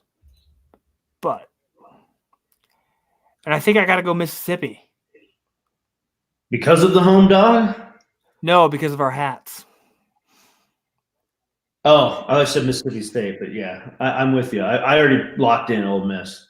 It was 100 on -2.5 and over 82. I think that pays 260. That over, dude. That's a ballsy fucking play. Oh, and I got Liberty -32.5 tonight too. So plenty of money to be made still. And we should have bet Texas Tech. Just bet against Kansas every single fucking week. You got to do it. Yeah, I mean that was we brought that up, and I talked about it, but of course didn't take it. Yeah, I need to start doing that every single fucking week. Oh, Toledo came back and tied it at 23. In Miami, look at you. Are you watching that game? No, my buddy's dad wanted me to place a couple bets for him. That's the beauty of having like different apps, so I can place my bets on one, and like people send me money to place on the other. There you go. Oh, okay. All right. Well, let's wrap this up. You know what you're taking tomorrow yet? Anything? Obviously, I'm probably going to roll with the Rams to cover 8. They got to wait whether that offense is way too high power to get slowed down by that. You were going to take it at 10, weren't you? Yeah. Yeah. So 8 likes. I like it even more. Very high on the over 51.5 for Baltimore and the Chargers. Got to dive in a little bit more. I don't really like the afternoon slate at all. I think I'm just going to kick back and watch the Cards and Browns for an enjoyable game. I think the Sunday night game is going to be bowling shoe ugly, so maybe those unders that Dennis talked about earlier might be a play there, but might just be a small card for me tomorrow, and then dive in on Buffalo Monday night if all goes well. But I've been shit on Monday night since week 1. Yeah. I'm still really high in the Vikings this week. Very high in the Vikings. I might switch now that TY is active in the Colts game. I kind of wanted to take Houston slightly. Yeah, I But- think Indy but at home. I think especially TY's active. I might go there. I'm going the Lions plus 3.5. Ooh, you're not trusting Joe Burrow's silent counts or what? Every single game they've played against the NFC North has been a 3-point game. And so you give me an NFC North team with 3.5. And honestly, the Lions have been in many games. So That's crazy that the Bengals are playing the entire NFC North on their schedule in the first 6 weeks of the season. and the three they've played so far have all been 3-point games. Yeah, Doesn't matter who they are. Yeah, it's 3 points. I might do one of those money line parlays and see if I can't squeeze some juice out of it and just throw like the Packers and Rams and Chiefs on it. Heavy favorites, all just a win. I mean, if the Lions are going to win, it's going to have to be now, because they go to LA the week after. Philly probably can't beat them. Steelers, depending on where they're at, but I mean, this is their shot. And they've been playing so much better than 0-5, realistically. Right. So I'll give them a shot there. The cry game last week, go for it. I thought Yep. Taking Miami in London town. I'm with you there. Because I will just bet against Jacksonville every week until I've been proven otherwise. Have they even covered? I think they covered once. They covered once against Cincinnati because we were on the wrong end of that on Thursday night. Is that what it was? Yep. Yep. That's right. 3-point game. And I got to stay away from those 3.5-point spreads. That's why I'm staying away from Cincinnati. That was a 7-point line. And they won by 4, right? Or a field goal? 3, yep. Yep. We'll never trust them. KC, Washington over, 2 terrible fucking defenses and 1 really good fucking offense. Surprisingly, I'm not like with the public there too, because only 55% of the money's on the over, which makes me feel really good about it, honestly. I'll probably go. I already took the Rams at -8 the moment it dropped, so I'm on that. And then Chargers and Baltimore, I might stay away from just because I don't really know. Oh, then Denver -4. Yeah, I might just play one of those money line fun parlays. Just pick the winners and call it good. Not worry about the spread. I mean, I'm going to do that anyway. Yeah, But, have to. yeah, why not? Yeah, I'll have my individual plays sent out on the Twitter machine after I digest it tonight. I need to figure out if I'm going to have a good night drinking alcohol or not. I probably will, but it has been a long week on the liver, and I think I need to give it a little bit of a break. But again, it's Saturday night. Long week on their liver. It's been a long few months on my liver. But And, I will be at the Red Rock watching Ole Miss here in about 20 minutes. So there you go. And they know they don't be a Badger Dog around those parts. They're known to bring me an extra Miller Lite or two, just for good company that he brings. Got to treat the good company. Got to treat the good customers right. Yeah, Come back for more. Take care of the man. I'm going to take care of you. There you go. There it is.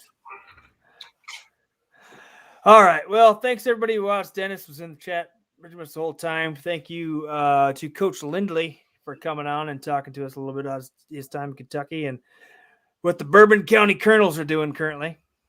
Looking forward to see what they do the next few weeks. Tom was in there for a minute. Thank you to DGen Nation for letting us take up your channel for 4 hours every Saturday. And again, Tyler for joining us. And I don't know, we had talks about doing something on Monday. Are we going to do that or not? Yeah, we can do that and kind of break down what happened in the night games and what happened in the NFL. I don't know if we need to stay on for the full Monday night game, but if we want to jump on for the first half, I'm game for that. Oh, you want to do it during the game, not before?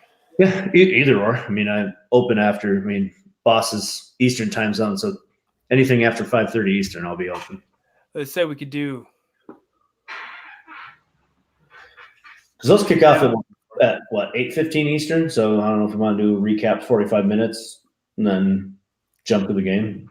I'm good. Dennis is down if we're going to do that.